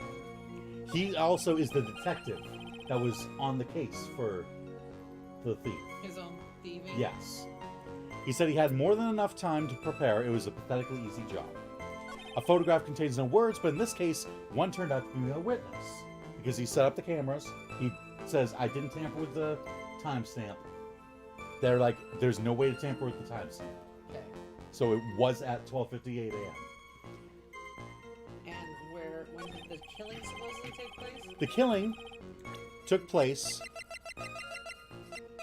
at 1 a.m. An hour away from where the thief was. Okay. And he said the time at which the camera captured Mask to Mask was the same time as the murder. So we have to either prove that the person in that picture is not Mask to Mask, or that the time is incorrect.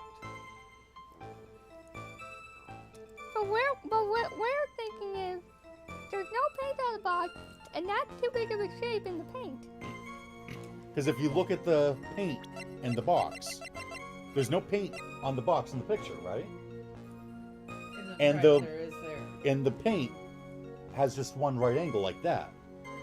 Yet if you look at the picture, no paint on the box, and there's a lot bigger cutout of the paint. Okay. And is that not it? Is it telling you That it's is not it. Apparently.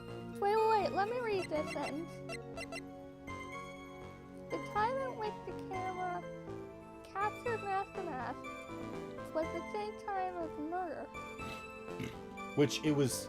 No, 2 minutes it different. We're isn't. trying to prove Master Mask is not the murderer? We're trying to No, it prove that wasn't. he is not Masked Mask. Because we think that he murdered the guy. And to get away with it, he went, I'm Masked Mask. So I couldn't have been there at the time. Okay. Go back to the picture. Wait a minute. I mean, you do know that, like, his face and nose are completely different, right? Nose is just curled up in there. But Curled up, apparently they just we roll it can't. up, stick Apparently it in we his- can't prove that. Okay. Wait And a this is minute. what Master Mask looks like. What? Read that sentence again. Okay, why is he... The time at which the camera captured Master Mask was the same time as the murder. No, it wasn't. What do you mean? She's I'm right. saying it's not exactly right. You're saying because he was killed at 1 o'clock instead of 12:58. Which is only 2 minutes. That's 2 minutes. But where are they? Like, it was an hour away? Is it in a different time zone? Mm-mm. We already had the time zone be the answer to one of these. The murder took place at KB Security Yes. Okay. So What's the murder took little place- happy face? in the CEO's That's the office. brooch. That was That found is- in the statue. Okay. And Master Mask is wearing it. The brooch that was found in the statue, in the shadow of the statue. And now he's, yeah. Where's the He's brooch? not wearing Oh my it god, either. And the brooch is we're on the other idiot. guy. We're dumb. We are. Maybe. Because No, we it's thought gotta we were right be. before. Nope. We are Oh? incorrect. If the music keeps playing, then we're wrong. Okay. But if the music stops, then we're right. Okay, the time versus the camera. So he's trying to prove that he's not the murderer. He's trying to prove he's not the murderer. He's saying that I was over stealing the urn. Okay. And then now the picture of Master Mask. Picture of actual Master Mask. Yes. Okay, how old is this picture? It's a publicity photo. We don't know. Is that... Does he get light or paint on it? I think that's supposed to be light. Okay. Hold on a second. Alright, and now go back to the dude. Wait, go back to Master Mask one more time real quick, sorry. Okay, now go back to the dude. The other picture, yeah, security.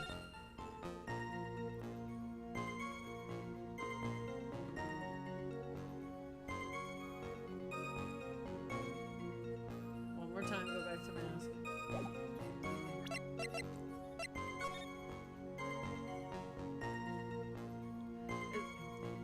like feathers in his cap, right? We thought of that, but There's no. two there. And it's hard to see, but I think there's supposed to be two. And it's not the brooch, because that yesterday we proved that the brooch got ripped off of his outfit. And that's why it's not in the picture in the security cameras.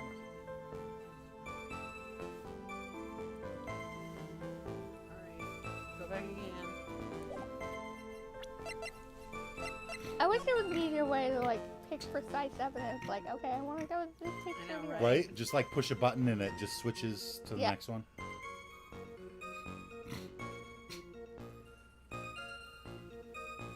I mean, if it's not him, it's very well done.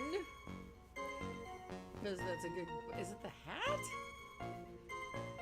Something is jumping out at me and I can't pinpoint it. And see, we are trying to protect our client, Ron Delight, who says he's Master Mask. Ah, But we found out he's saying that, For the first of all, exact because same he's reason. delusional. oh, But good. second of all, because he doesn't want to be accused of the murder. Yeah, for the exact same reason. For the exact same reason that this guy's doing it. He's going, yes, I'm Master Mask. Put me in prison for being Master Mask. Yes, I stole Not it. for murder. I did not murder anyone. Okay. Speaking of, I'm surprised that it took this long for someone to murder this guy. Because look at him. He does look like a bit of a butthead. Yes. Yeah. That hat is not working for me. So what are you doing in hat? I don't have food yet. So what, that was bothering you? Yes, he wants food. Did we try just saying that it's not at the exact same time? Maybe. Okay. You know this is sad, huh? I know it's so stupid.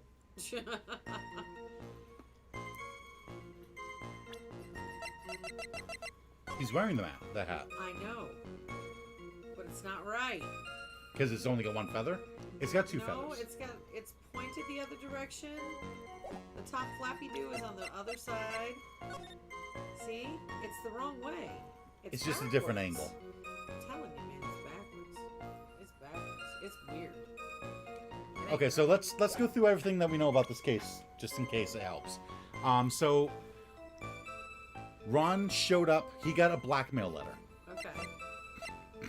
that said, if you don't want your true identity revealed to the world, come to KB Security at 1 a.m. on the 12th and bring $50,000. If you don't, I'll take that red diamond you received the other day instead.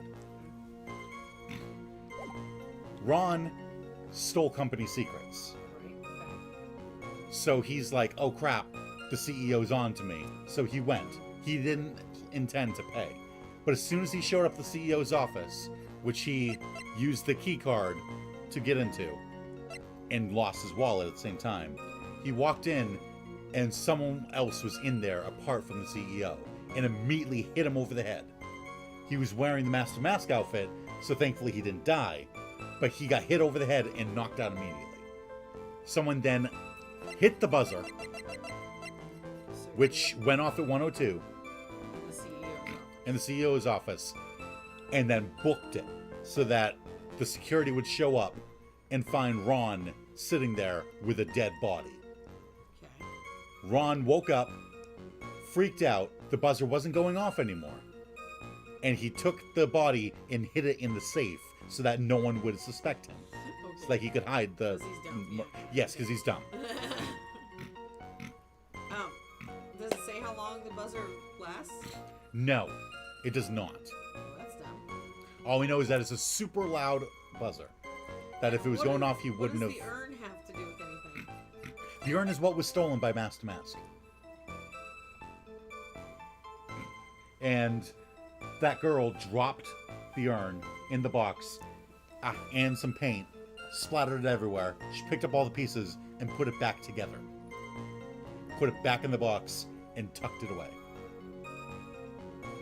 And she left it looking like that? Jesus. Well, before it had been broken a first time and looked like that. So its letters are messed up. Yes. Okay. It originally said Amy, Yeah, and then it got knocked over and broken by Yeah, a kid because- playing with her ball. yeah, by a little girl named Pearl who was playing with her ball. Was there somebody named Amy? Yeah, Amy Faye. That was The- the very first. The, That s- was the very starter. first Faye, I believe. Yeah, the start of the psychic. I am Amy. No. No, this originally said Amy. Uh-huh. It got hit with a ball by And this and girl a year ago. Oh, she's not. Yes. And she didn't She know does what- not know how to spell. Okie dokie. So she put it back together and went, yeah, that looks right. It does not. It looks broken and it says I am. It definitely looks like it's a mess.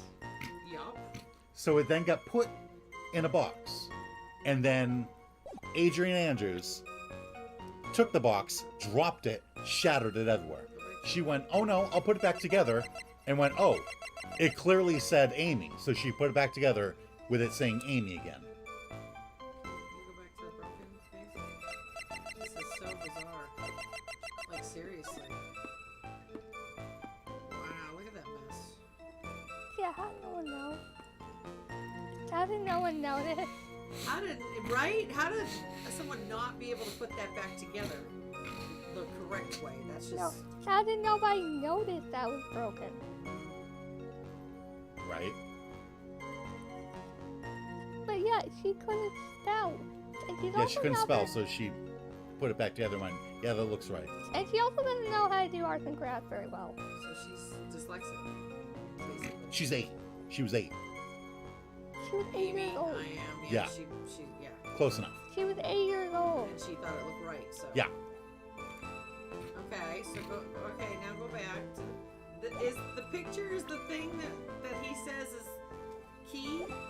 A photograph contains no words, but in this case, one turned out to be my witness. So out of all the photographs.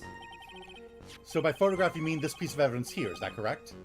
Indeed it is. That is it. The very thing that proves I committed the crime.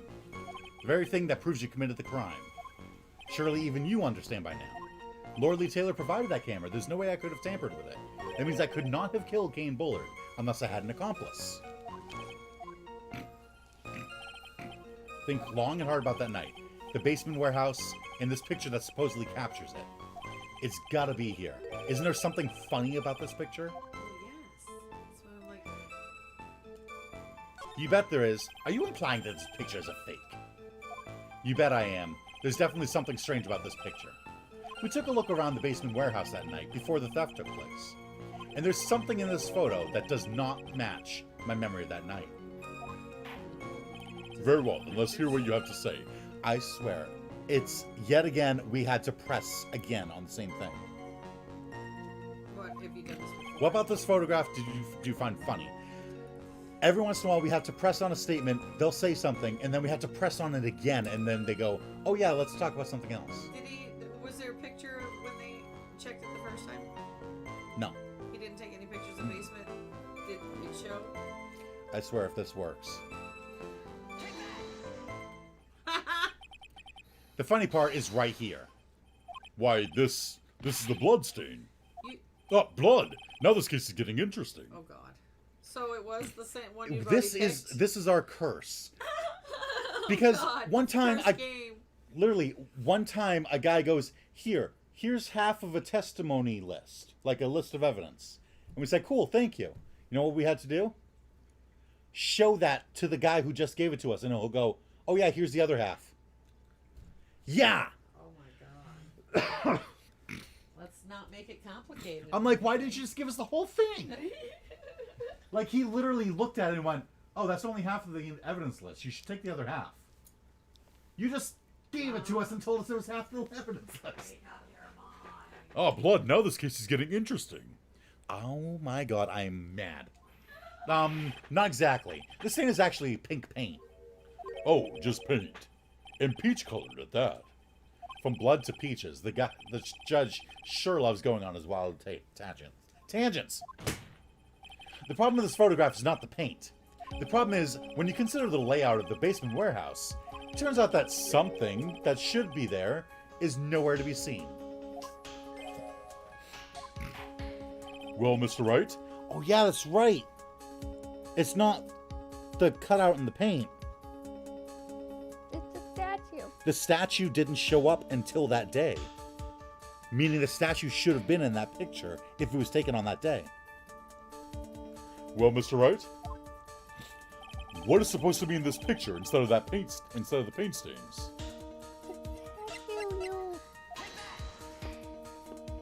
The supervisor of the treasure exhibit stated the following. Well, there's no reason for that.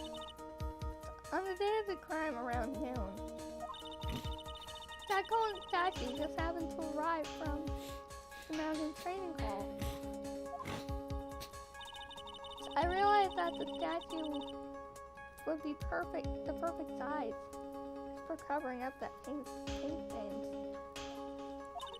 That's why I put it there. I put it where you first saw it. I myself was there the night the theft took place, and saw the statue in that spot. If this picture was truly taken on that night, then that statue should have been there.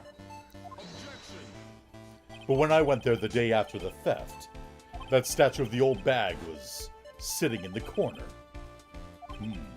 Perhaps it was somehow pushed there accidentally.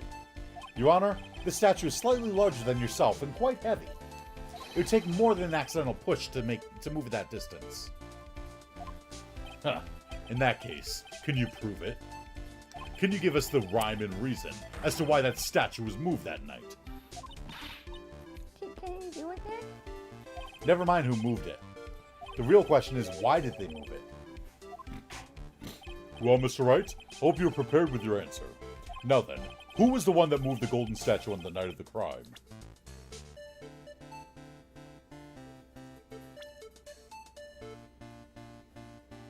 I mean, there's only one answer. Yeah. It was Masked Mask. What do you think, Mr. Godot? A man should be able to answer his own questions. That's what I think. Right now, I'm busy trying to come up with 2 answers of my own. Why is coffee black? And why is it bitter? Mr. Wright, to put it simply, you've messed up. How's that not it? I don't know. What are you doing, Nick? You need to think about why that statue was moved. Oh, duh. The good thing about when everyone chews me out is that it gives me time to think. Well, Mr. Wright, I hope you're prepared with your answer. Now then, who was the one that moved the golden statue on the night of the crime? Who would move it? Why would they have to move it? Can I go?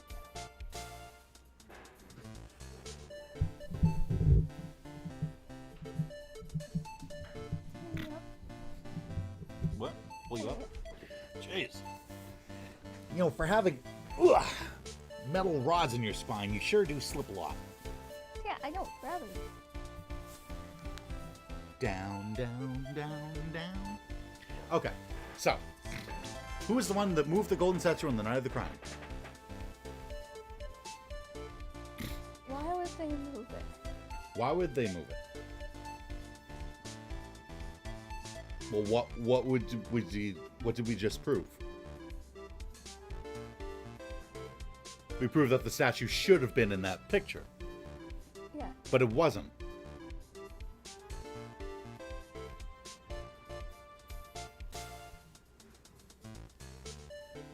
I don't know.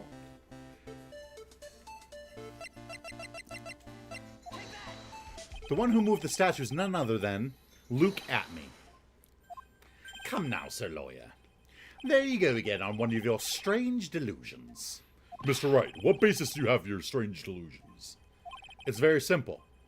The witness was the only one in the basement warehouse that night. Oh my god. That is indeed very simple. However, why would I want to move a heavy golden statue? The reason for moving the golden statue. Here's where our battle really begins. Well, Mr. Wright, what reason did the witness have to move that statue? The reason can be found here in this photograph. Look at me. You pretended to be Masked Mask to create an alibi by showing you were at Lordly Taylor that night. But this photograph contains a single fatal flaw. If the statue had been there, your lie would be exposed like cheap film at a drugstore.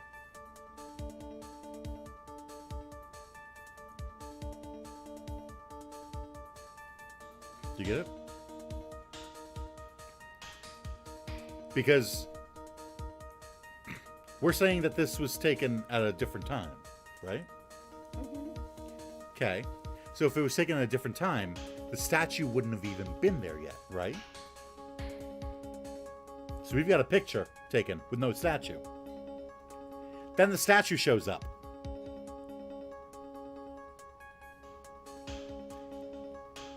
Why wouldn't the statue be in the picture? If it was taken that night, why wouldn't the statue have been in the picture? So he had to move it so that the camera wouldn't pick it up.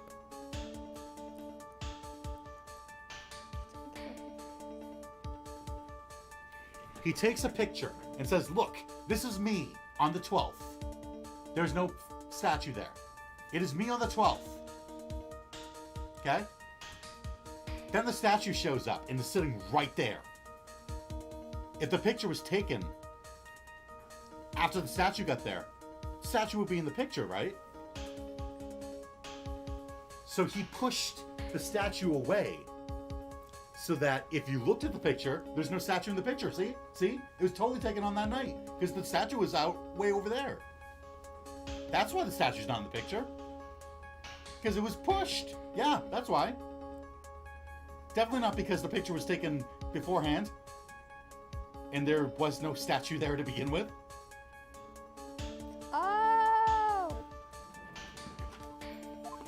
That is why you had to move the statue. A single fatal flaw. Interesting theory. Please enlighten us. Just where in this picture does this lie exist? The lie in this photo is somewhere around here. Jumping to conclusions again. I think you need to take a gander in the local mirror. As the Yiddish proverb goes, a half-truth is a whole lie. Keep lying like this and you'll be the one on trial. Oh man, now they're calling me a liar. What? No, that was the right answer though. Why was the statue moved? There was some reason the culprit didn't want the statue in the picture. At least that's what I thought. I'll ask you again, Mr. Trite. Just where in this picture does this lie exist? Oh. Naturally, the lie in this photo is the timestamp. What do you mean? I'll tell you exactly what I mean. On the night in question, Luke Atme went to KB Security and murdered Kane Bullard. Therefore, it's obvious. It would have been impossible for him to have been at Lordly Taylor at the same time.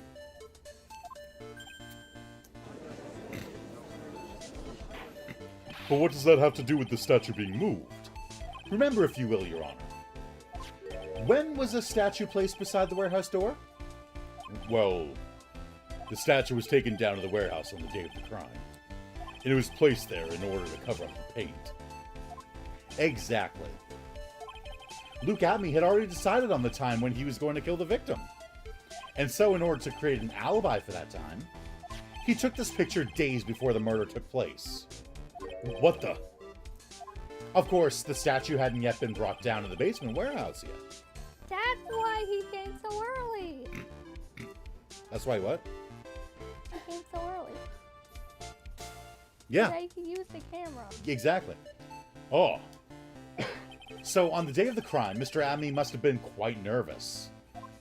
As nervous as a long-tailed cat in a rocking chair factory, so to speak. Why? Because something that wasn't supposed to be there had been brought down and placed where it wasn't supposed to be. And that is why Luke Atme had to move the statue on the night of the murder. He did it to make the room match with the way it had been in his photo.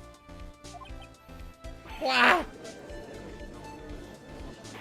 order, order. Mr. Atme, is this true? One moment, Your Honor. Have you forgotten this? What's that? The data for the basement warehouse computer. According to this, the camera did indeed go off on the night of the crime. It's true that the camera had been set up by the Lordly Taylor staff. However, the program used to manage that data was yours. That alone would have allowed you to tamper with the data. There was no accomplice. He just took the picture days ahead of time. Order, order. Mr. Godot, what is the meaning of this?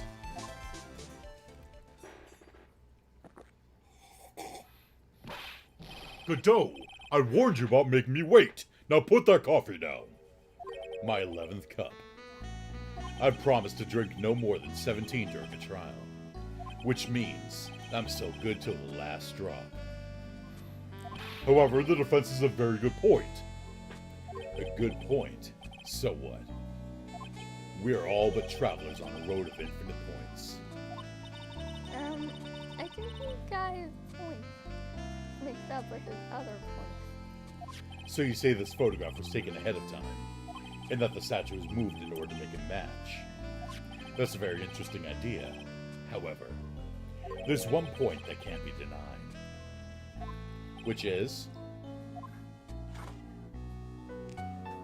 Fuck up. That it's only a possibility. Men that are trapped by the chains of maybe can never reach their dreams. That's very true. No way, don't fall for that, Your Honor. Hey, Mr. Damask. Yes? If there's no funny business in your actions as Master Mask, there should be no problem with you telling us your strategy. So let's hear it. Yes, please provide this court with your testimony about your plan to steal the sacred urn. Why is the hearing in the back of my head? Turn it a little more, maybe.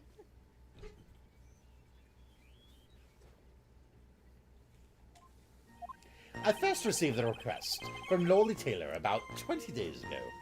I'm just going to save this here. Because we are down to 1 pip. The urn was placed in a box in Safari. It was then sent to the warehouse. Hence, I was actually unable to see the urn for myself until the day of the crime. I knew it was an extremely valuable treasure, so I sent my card 10 days beforehand. I then handled security by myself to ensure that my crime would go smoothly. At last, I held the urn in my hands for the first time at 1 a.m. on October 12th. That's pretty much all stuff. That's pretty much all stuff we heard before, isn't it? Yeah, well, we will find the truth hidden in the nuggets of new information he gave. Witness, you're sure there are no mistakes this time? Safari. Very well then, Mr. Wright. You may begin your cross-examination. I actually saw a few. Really? Yeah.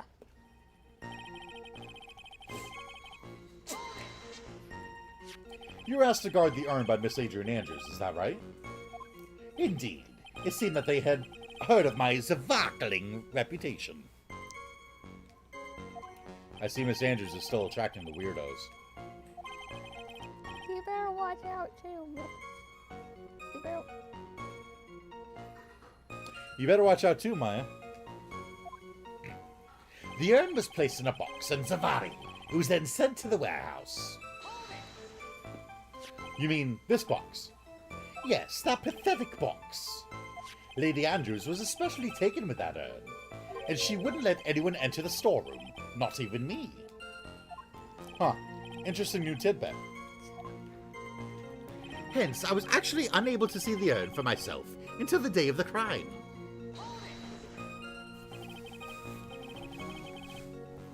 Stop it. So you're sure that you'd never seen the urn before? Indeed. You may ask Lady Andrews to confirm for yourself. My security was focused entirely on the entrance to that warehouse. However, look at me, let no information whatsoever slip through my fingers. I knew it was an extremely valuable treasure, so I sent my card 10 days beforehand. You mean this calling card? That's right. That is, without a doubt, my calling card. I guess that's why I didn't make the fast call. Of course, because Atme knew about the emblem. Making this card authentic would have been child's play for him. I then handled security by myself to ensure that my crime would go smoothly. Then no one entered the basement warehouse. Unfortunately, there were many different treasures being taken there. Thus, for a period of approximately 5 days, people were indeed going in and out of the warehouse. At last, I held the urn in my hands for the first time at 1 a.m. on October 12th. And this is the photo that proves that, huh? Indeed, to be honest, even if a photo was taken, I didn't think it would matter terribly much. Hey Nick, is this photo the thing? Detective Adams might have stolen the urn whenever it's taken. That's true. You know, he's been saying that he never saw the urn until that night. If we can prove that he's lying there, we can wrap this up and put a bow on it. Need to take a good hard look at the court record.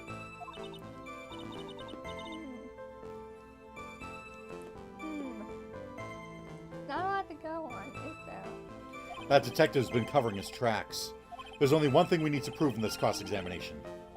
That he took this photo well before the actual night of the crime. Alright then, how do we do that? There's one thing that Atme stated very clearly. That he had never seen the urn before he stole it. We need to prove that he's lying.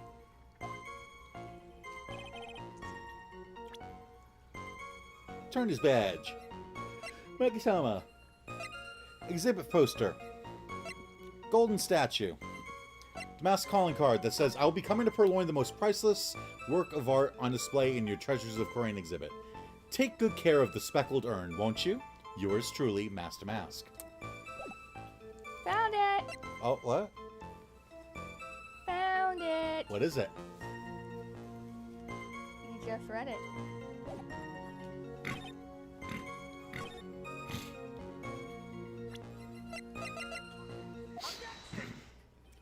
Mr. Atme, if you really are Master Mask, then you also wrote this calling card, correct?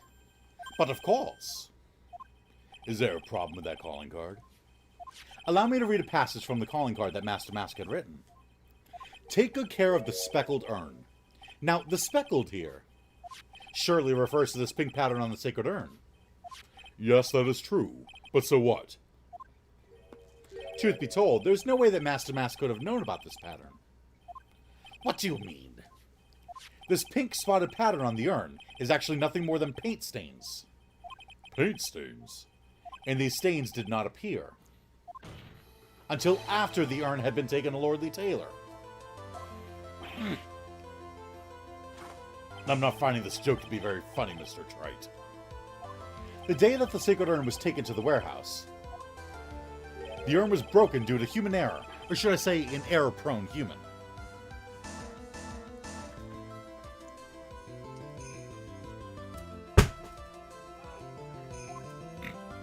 And that's when the pink paint got on the urn. Ugh, you can't be serious. And yet this calling card clearly mentions the paint pattern. Which means Detective Atme had seen this urn long before the crime ever took place. In fact, he saw it when this fake photo was taken.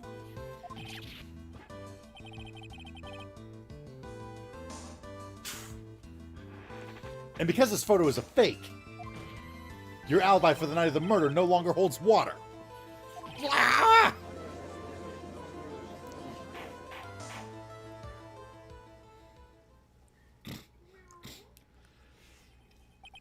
Witness, do you have anything to say for yourself?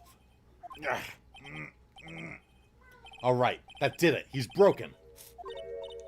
Found it. I think it's still a little early for a victory pose. Huh?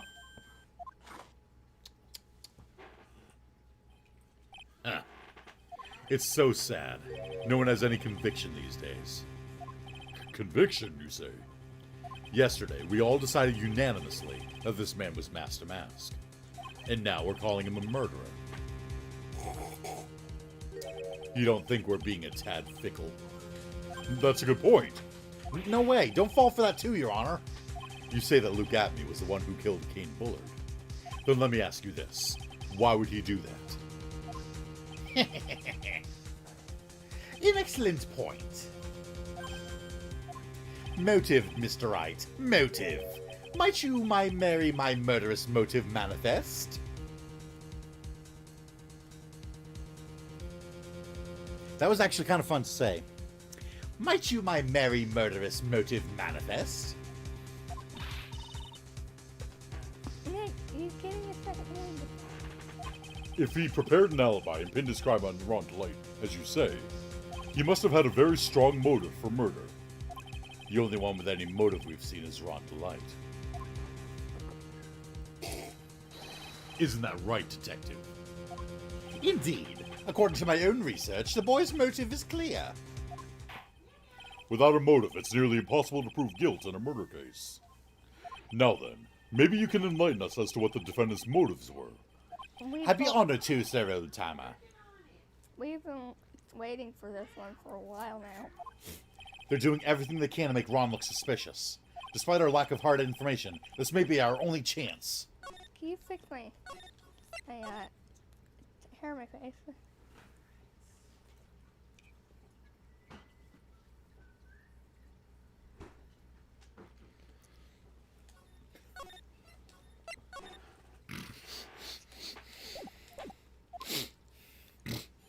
Motive for murder. I, Luke Atme, had no points of contact with the victim whatsoever. Kane Bullard decided to investigate Master Mask and simply mistook who he was. It was Mr. Bullard who wrote the blackmail letter and sent it to Ron Delight. And it was again Mr. Bullard who harbored a grudge against Mr. Delight for his betrayal. Mr. Bullard's mistake is quite excusable. The defendant truly believes he is Master Mask. That is why Mr. Delight sought fit to kill Kane Bullard. Truly a tragedy. So the victim, Kane Bullard, blackmailed the defendant. This is the blackmail letter found in the defendant's apartment. A handwriting test confirms that Mr. Bullard was indeed the one who wrote the letter. What? Found in Ron Delight's room, written by Bullard. Very well, Mr. Wright. Begin your cross-examination. I know where it is. You do? Oh yeah. I, look at me, had no points of contact with the victim whatsoever. Because I thought it was the list, but then I was like, oh wait, no. This guy is not even Master Mask. And who in the world is going to prove that? I will. After doing a thorough background check of Detective Atney and Kane Bullard, we were unable to find any links between them. It's all in the report. Perhaps they were connected through their work. They were both involved in security. Nope. That was blunt. In any case, the only one with a motive was Mr. Delight. Kane Bullard decided to investigate Master Mask and simply mistook who he was. Mistook? That's right, mistook, from the Old Norse mistaka, meaning to take an error. That wasn't what I meant. Just who did the victim mistake Master Mask to be? Why, the answer is obvious. Ron Delight, of course. Boy, I'd like to wipe that smug look off this guy's face. Why would the victim mistake the defendant for Master Mask? Don't you already know that? Zavari, take a look at this newspaper. He fixed my car. Oh, that's the famous Tear of Emanon, a magnificent jewel. That photo shows a magnificent detective as well, does it not? Furthermore, it also shows an ugly guard, namely the defendant. The defendant? The victim clearly misread this article, and Zavari, he got the wrong impression. The impression that this ugly security guard was in fact Master Mask. I see. That was an unusually reasonable deduction. It was Mr. Bullard who wrote the blackmail letter and sent it to Ron Delight. You mean this blackmail letter right here? It says bring $50,000. And the handwriting is, without a doubt, the victim's. Oh my god. What? I figured it out. Figure what out? The one piece of evidence that we couldn't figure out what it had to do with anything. There's no mistake. We have an official report to prove it. But I don't see an addressee on this letter anywhere. An addressee? This letter was discovered in Ron Delight's apartment, and Mr. Delight did show up at the designated place and time. The fact that there's no addressee is irrelevant. I wonder. What's up, Nick? I just had a thought. What if that blackmail letter wasn't meant for Mr. Delight? Well, do you have any evidence for that? For some reason, I just can't shake the feeling that there's something not quite right about this blackmail letter. Well, everyone, are you quite satisfied? And it was again Mr. Bullard who harbored a grudge against Mr. Delight for his betrayal. What do you mean by that? Oh my, I was certain you were already aware. Zavari. KB Security has a lot of security info on all sorts of companies. You stop moving your head. And since I was a security team chief, I stole data from the company. Kane Bullard had yet to forgive young Mr. Delight, which is why he sent him that letter upon mistakenly believing he was the thief. Here's a file that we discovered in Mr. Bullard's office. Evidence that Mr. Bullard was receiving money through blackmail. However, isn't this a bit odd? Why did the defendant pay Mr. Bullard the money, even though he wasn't actually Master Mask? On that point, there was an unfortunate bit of chance. Mr. Bullard's mistake is quite excusable. The defendant truly believes he is Master Mask. Do you really think that story's gonna hold up? That assertion is not merely my own, I'm afraid. What do you mean? I have here a memo from Ron Delight's wife, Desiree Delight.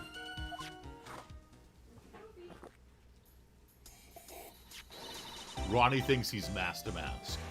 Don't you feel sorry for him? Please don't think too badly of him.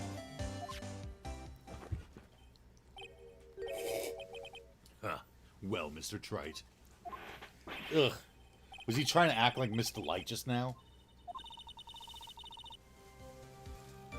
I thought he was actually pretty convincing. That is why Mr. Delight saw it fit to kill Kane Bullard. Truly a tragedy. Now that's just your imagination talking. Come now, Sir Lawyer. I'm afraid imagination isn't the right word for it. This is a deduction, the result of carefully applied reasoning. Can we hear that careful reasoning for ourselves? It's a long story, and better saved for another time. Very well, another time. He obviously killed Kane Bullard. What's your proof? Well, it would take a while to explain, so I'll tell you another time. Okay. Those so-called long stories aren't usually all that long. At least not in my experience. So you're going to try to connect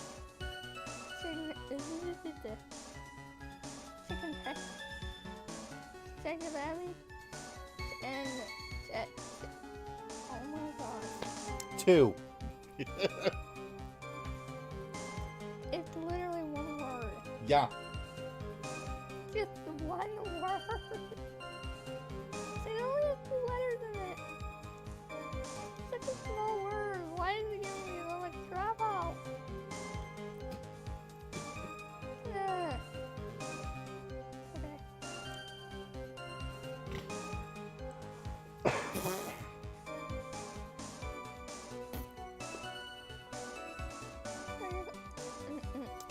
That was my throat. Yep. I wouldn't let me talk. Yep. I'm not blaming that on my phone. Uh-huh. So you're going to try to connect Detective Atme to Mr. Bullard, right? Yeah, that's right. Hopefully it won't require surgery either. In that case, you'll have to talk about the blackmail. That's true. Was that blackmail letter really intended for Ron? Since we don't have enough information, you should press him for more testimony. Maybe I'll be able to shake some contradictions loose that way. Oh my god! I figured it out. Yeah? I don't know if it's what you figured out, but I definitely figured out the letter. Yeah? Okay, before you press anything, Yeah. read the letter again. If you don't want your true identity revealed to the world, come to KB Security at 1 a.m. on October 12th and bring $50,000. If you don't, I'll take that red diamond you received the other day instead. Okay, let's think about this. Who's the only person we know with a red diamond? And also, what if that means like, hey, if you don't want me to tell everyone that you're not Master Mask, and that you're not Master Mask,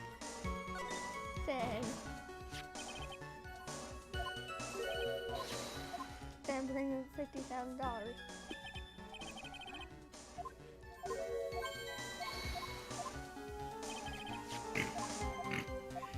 This whole game, this whole trial, he's been going like this, showing off his diamond. Okay, so we know what we have to throw at him. I just am not sure what we have, when we have to throw it at him. So I'm guessing now. Okay, because we're down to 1 pip. So, mind if I ask you a few questions, Detective Atme? Well, if it's just a few, I guess it's all right. When you said that this letter was addressed to Ron Delight, I couldn't help but notice one major contradiction. Contradiction? I don't know where a walking contradiction like you gets off saying things like that. You're one to talk. At times like these, men are made to express themselves with their fists. Why don't you show us what you've got there, Junior? Indeed. Time to man up, Mr. Wright. Show us the contradicting evidence and the content of the blackmail letter. How do we...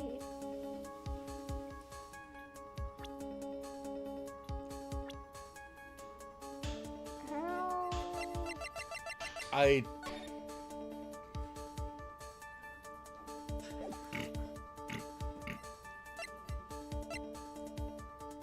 don't know. I'm so confused too. Like, what?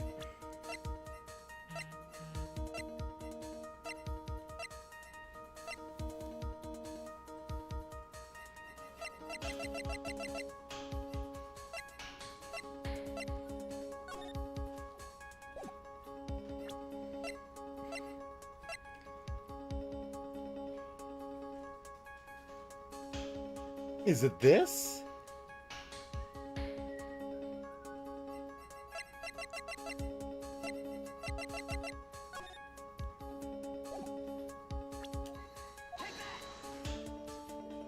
Take a good look at this newspaper clipping.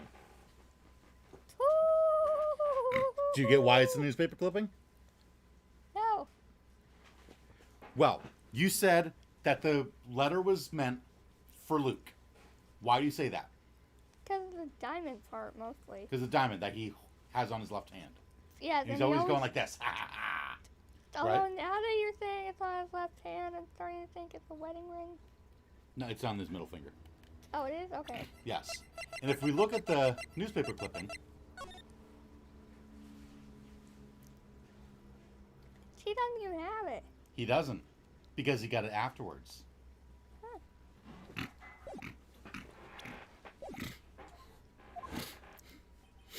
It contains a picture of the Tear of Eminon, the stolen jewel. What about it? The problem is this jewel's color. Color?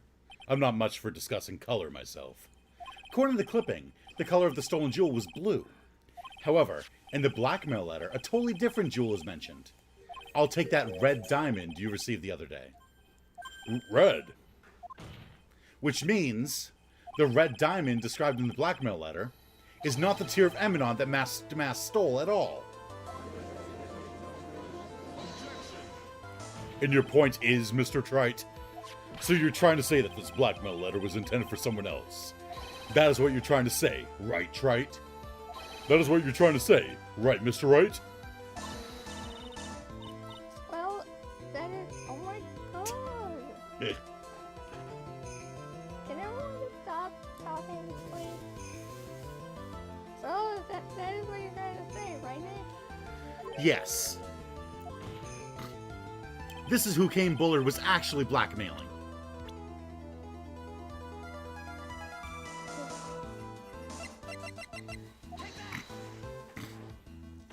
Oh, I totally get it now. Yeah? He thought that Luke was the mask, but he's not. He just thought he was. Kane Bullard thought that Luke was the mask, but he's not. And so Luke he's got right. the blackmail letter and passed it to Ron and went, "Oh, you better go to the CEO's office. And that'll be the perfect time for me to spring my trap." Naturally, it was you, Detective Atme. Do you have some sort of basis for that claim? You've been personally involved in every single Master Mask case. And in the last case, you recovered what was stolen and received a jewel as your reward. A jewel.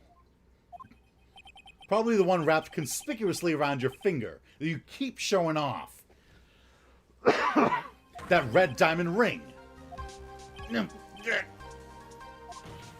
That is the diamond referred to in the letter, which means that Kane Bullard wrote that letter in order to blackmail you. Ah! Order in the court. Order, I'd say. It seems you've gone too far with your childish pranks, Mr. Trite. Uh-oh. I don't like the way you said that. Came Bullard blackmailing Luke at me? Are you for real? Yes, I am. Nick, come on. Stand up to him. Then answer me this. The blackmail letter contains the following passage. If you don't want your identity revealed to the world. Yes, it certainly does. Please. Kane Bullard threatened to... Oh, yeah. Kane Bullard threatened to make Luke Atmey's identity public knowledge. An identity he wanted to keep a secret. So just what was that identity? Atmey killed Kane Bullard because he was afraid of his secret becoming known. What was the identity he wanted to keep secret? This is what it all comes down to, Nick. The identity that Luke Atmey wanted so desperately to keep secret was his identity as an ace detective, a blackmailer, or masked mask.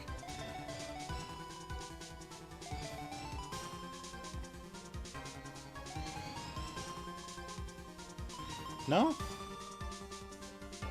Hey, what? What identity? What secret did he want to keep hidden? Was it the secret that he's an ace detective? Was it the secret that he's masked mask? Was it the secret that he's a blackmailer? That doesn't... I don't know. Well, is he an ace detective? He likes to think he is, so why would he want to keep that secret? Is he masked mask? No, so how can you reveal an identity that doesn't exist? Which leaves one option.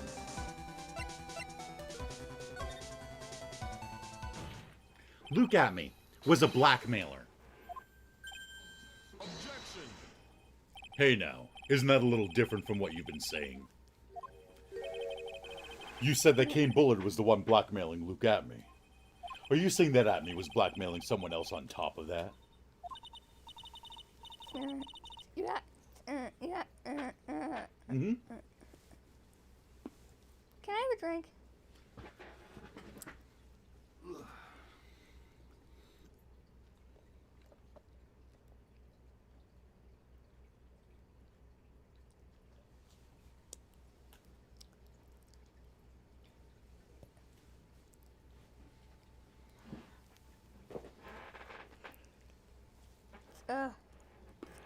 You have to admit, that does sound a little odd.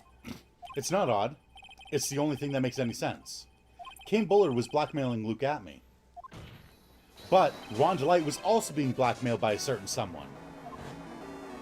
So did you start receiving blackmail letters after this incident? Yes, just a few days after the Tear of Emanon heist. After that, I started getting the plans in the mail. I received plans from some very kind person. Incredibly detailed plans. Detailed plans? In which case, that would mean that Ron DeLite was actually Master Mask. That's what we were claiming. Someone else came up with the plans and had Mr. DeLite steal his targets for him. And that someone was none other than Luke Atmey. Shh! Silence!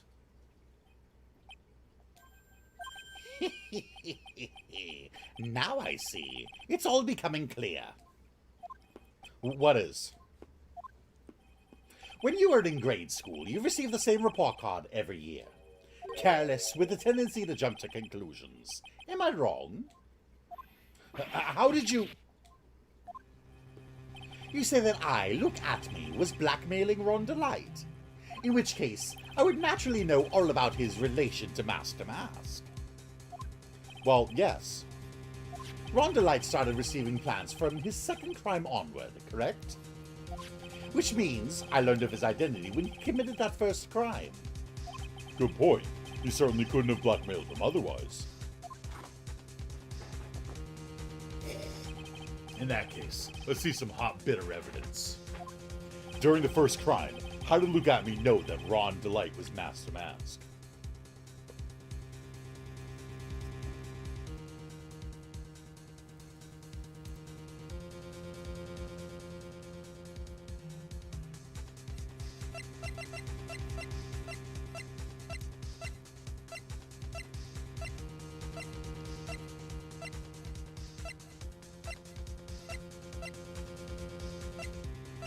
only one thing I can think of.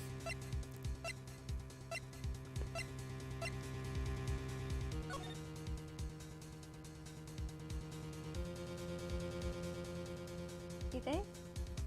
It's the only thing I can think of. Careful. I think I see it. See what?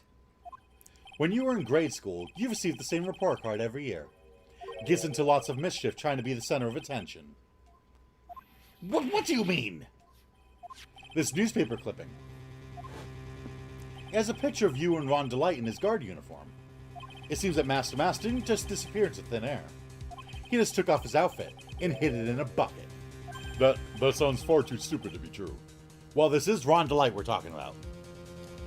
Correct. With tricks like that, he couldn't fool a baby, let alone an ace detective. And that's when you figured it out, Mr. Adme. That's when you learned that under his mask, Master Mask was really Ron Delight.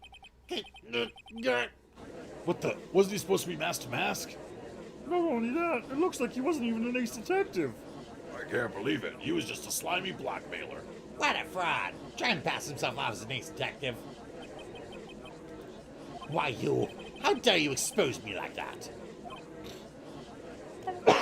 Why, I mean, I've never blackmailed anyone in my life. I'm a famous and proud ace detective and also Master Mask. Why can't you understand that? I'm afraid you're neither a proud thief nor an ace detective. You're a blackmailer and a murderer. That is your true identity. Why, you? How dare you even dare imply that I'm one as smart as I could ever fall into such steps? You're someone with a big mouth. I say nothing you can even compare to my genius. You're just jealous. So good. Just because I'm a Timmy. Ace detective cannot handle blackmail, murder threats. It's enough to make one laugh. You okay? Yep, absolutely fine. It would seem we finally arrived at the real answer. That was quite a performance by Mr. Atme. Bailiff, please prepare a cell for Mr. Abney. Oh, come on.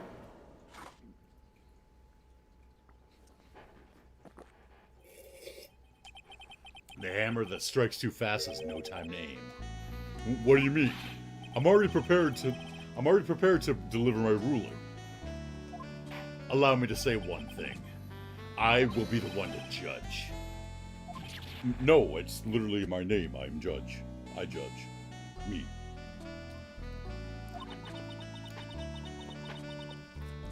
You don't get much more in your face than that. It appears that your claws weren't quite sharp enough, Mr. Trite. What do you... It's true that you've proven a lot of things. Things like Luke Acme was a filthy blackmailer, and that he wasn't at Lordly Taylor the night of the murder. That's right. That's why he's the one who killed Mr. Bull. But there's still one thing you have yet to prove. What's that? Just because he wasn't at the warehouse doesn't mean he was at the murder scene. Therefore, if you can't prove that this pitiful excuse for a man was at KB security, then I don't see how a verdict can be delivered. No way! Order! Order in the court! Well, Mr. Wright? This is it. This is the final round. I've got to prove that Atme was at Mr. Bullard's office on that night. But can you really prove that? That's long enough. Mr. Trite, I want to hear your answer. That night, Luke Atme was at KB security, and the defense...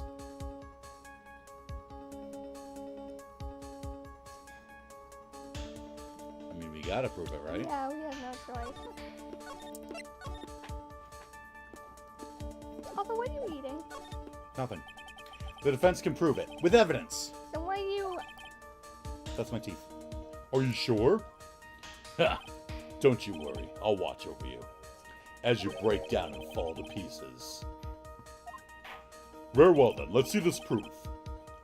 Proof that Luke Abney was at KB security that night.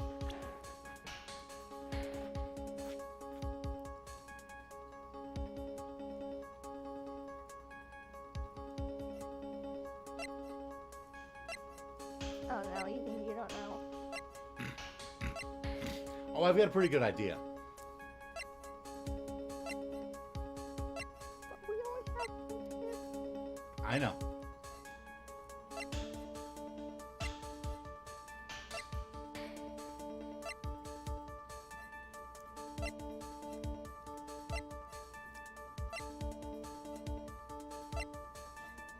Wait, go back.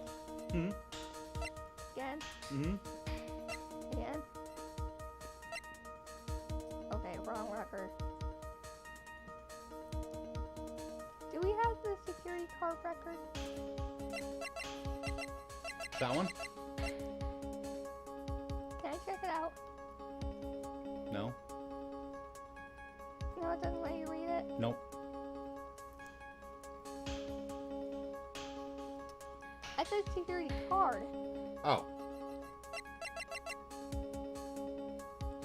Found in Ron's wallet. Used on October 12th, the night of the crime at 1 a.m. Not the kind of record I was looking for. Oh, you mean the record that he used the card? Yeah. That's just tagged into this.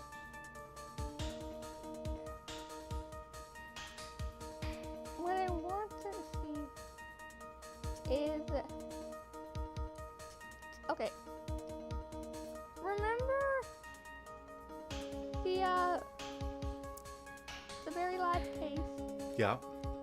of the first game? Yeah, so DL6, yeah. No. Yes. Oh. Emma Sky, yeah. Yeah. Remember that record? That key card record? Yes. That's the kind of record I'm looking for. There I isn't really one. don't have it. All we have is Larry said, you can't see it, but it says it was used once at 1 o'clock. So we added it to that. It was used once at 1 o'clock.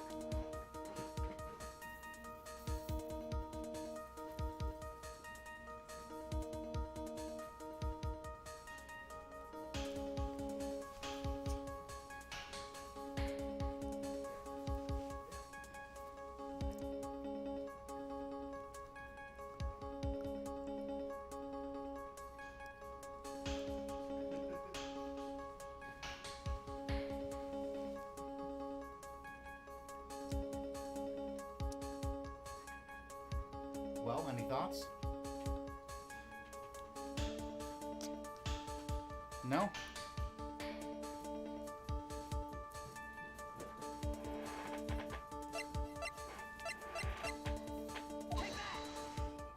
This is the proof. It's true. That is very important. However, I'm not so foolish as to think that will pass for evidence here. Mr. Wright, it's true you learned the true flavor of life. The flavor of my special Godot blend number 49. Well, Mr. Wright? It's bitter. Very bitter. No?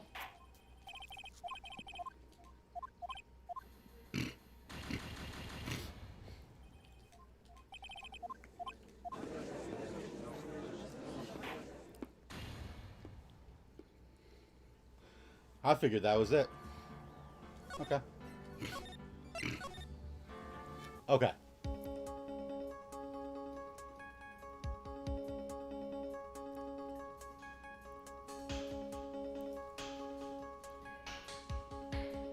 We could always leave it here because Mom said we gotta find a stopping point. Fine. And on Friday, we'll figure it out.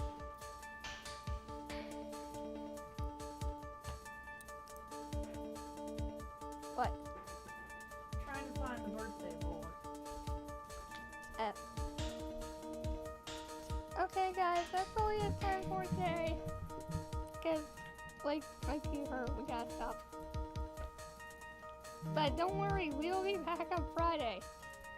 And figure this out. We better, or else I can't join you for the rest of my life. So, yes. Thank you so much for watching, and we'll see you soon for some more. So, bye guys! Farewell. Safari. No, wait, I've already done that one. I hope to see